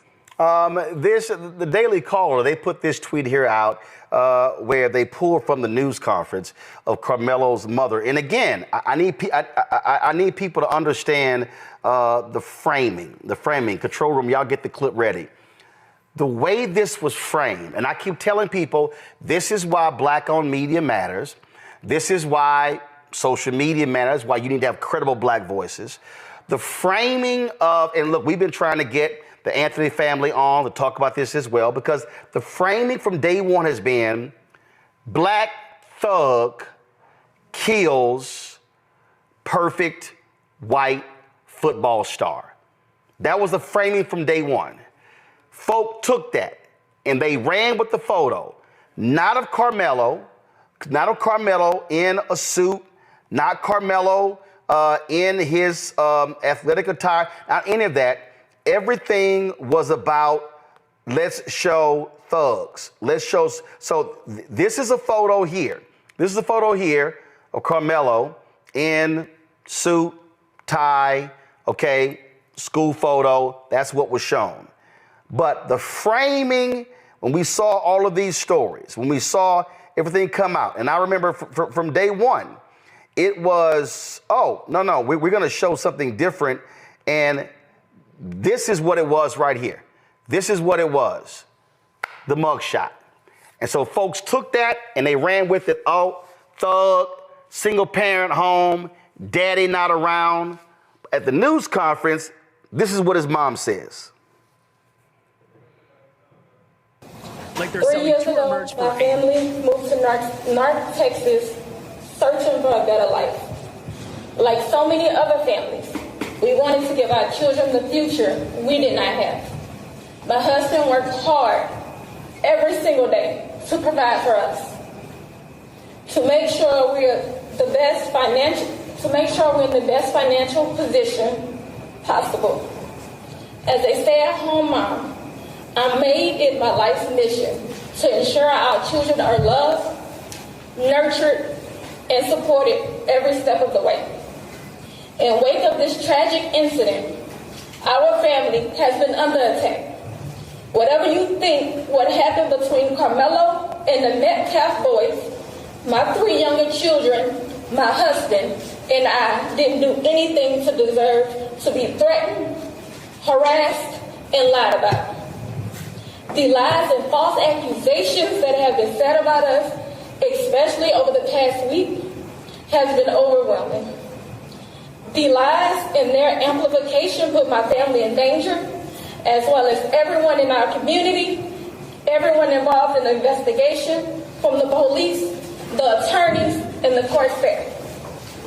Our address and my husband's previous employer's address has been put on all social media platforms. My husband had to take a leave of absence because he's afraid what may happen to our family. His mental health is deteriorating day by day. We have endured death threats. My 13-year-old daughter is afraid to sleep in her own bedroom because she's fearful of what may happen to her.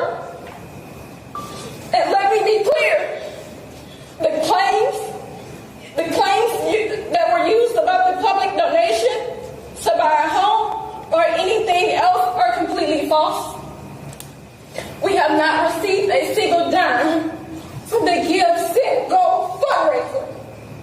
And the co-founder has stated that clearly.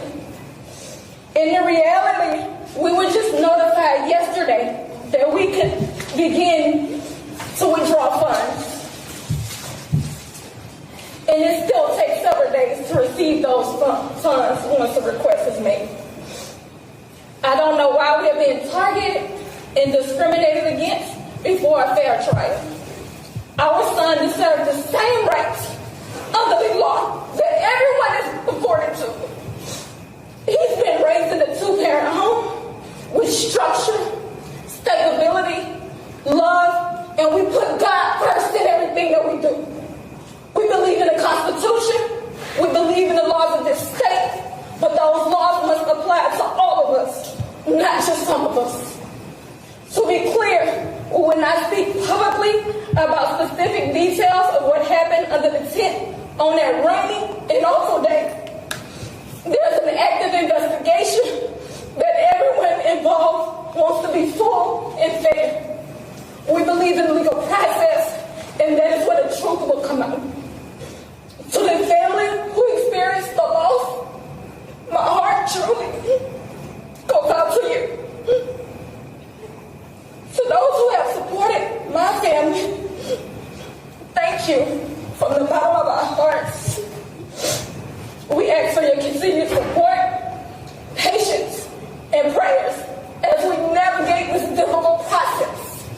Thank you.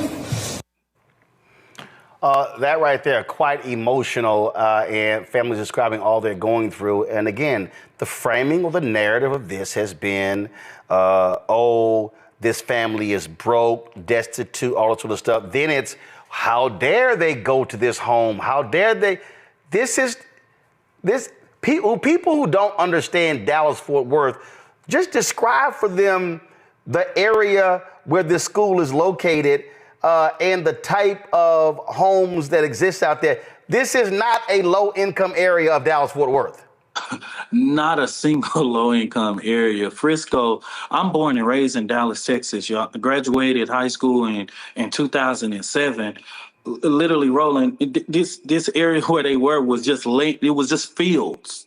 This is an area that has been developed in the last decade or two.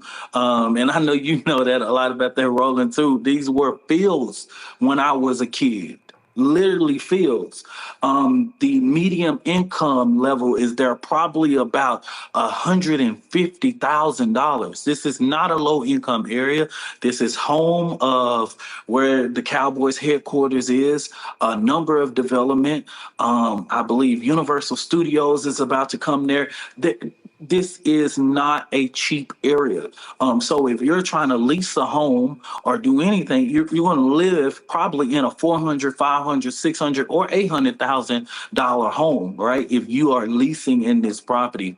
And Roland, man, I just wanted people to see the heart of this family. Just to see that video of the mother saying that was even hard, because here in this office, as people watching that press conference and hearing that mother, it wasn't a dry eye in the building. And especially for people who know Kayla Hayes and know this quiet woman and soul, and that just came from the bottom of her heart, and just the pain, the fear, I've been there to see the pain, the fear of these children and the things that they have had to experience with this situation. And I just want people to understand, the hate hadn't been coming from here. We didn't create it, or we cannot pull a black card. The reality, that's our reality. That's what we live through every day. We can't pull our reality, right? And we ain't going to apologize for being yet black in America. We ain't going to apologize for that. And I think what you said, Roland, is important because that's what set the outrage of most people in America, black people particularly, about this case to say, hold up, wait a minute now. Y'all going too hard. And then young people started to post that even knew Carmelo Anthony, right? And was saying, Carmelo is not this. Carmelo is a 3.5. His colleagues started standing up for him on social media, right? The kids, the overwhelming support. That's the reason why we told everybody we could not talk about the nuances of the case because it's so involved. Every last witness to this situation is a minor. We cannot release we can't release the information around it because there were no adults in that proximity of that area, right? All of the witnesses to this are minors. And that's one of the things we wanted to give clarity to today, to make sure people understood the facts, because there's so many different moving parts. But as soon as I release one of those kids' name or even an inkling around it, I become legal liability civilly and criminally. Just for folks who are watching, just so they can understand, again, how this is being played out. I'm trying to connect here. If you go to Twitter, and I call it Twitter, you go to Twitter and you type in Carmelo Anthony Mug, Karmelo Mug. We're having a connection problem. What you will see is mostly white conservative accounts, angry, mad, and upset. There we go. Look at this. Carmelo Anthony's family has no shame, allegedly selling Justice for Carmelo t-shirts for $25 to profit off his killing of Austin Metcalf while flaunting a $150,000 Cadillac Escalade and a $3,000 a month gated community rental. Does this send the wrong message? And then you see disgusting, the family of alleged murderer Carmelo Anthony. Then, of course, it's no shock you got black conservative grifter Brandon Tatum. What does he post? When a community celebrates the accused instead of mourning the victim, it's a sign of serious cultural rot. This merch launch for Carmelo Anthony is shameful and deeply concerning for what lies ahead for the black community. Here's why. And then, of course, he goes on, and we all know Brandon Tatum, it will be as anti-black as you can get because he's grifting off of MAGA. And here's somebody respond to him right here saying, if it is self-defense, stand your ground applies in Texas, and it is you who is wrong. So what Brandon Tatum is saying is, he's saying celebrating the accused. So what Brandon Tatum, Dominique, and all these other white conservatives, what they are saying is that if you are accused of a crime, you don't get the same benefit as George Zimmerman. You don't get the same benefit as Kyle Rittenhouse, who they celebrated and raised money for. They're like, oh no, Carmelo Anthony is guilty until proven innocent. So therefore, he's the murderer. So he shouldn't get due process. The family should not. People shouldn't be giving money to a defense fund.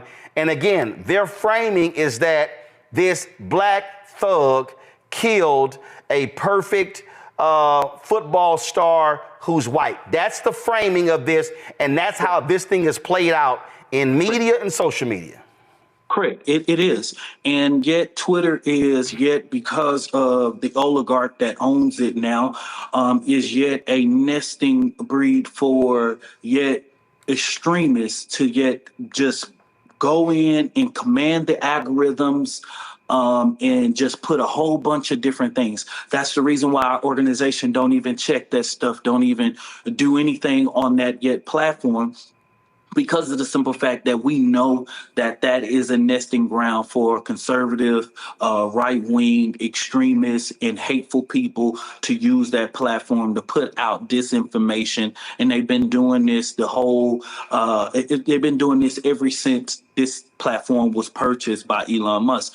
But at the end of the day, I think that people are really understanding exactly what's going on.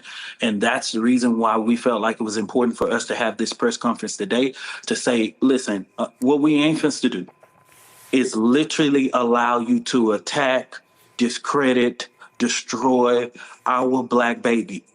These platforms have been used to raise $2 million for Kyle Rittenhouse and a whole lot of people before Carmelo Anthony's fundraiser was on there, right?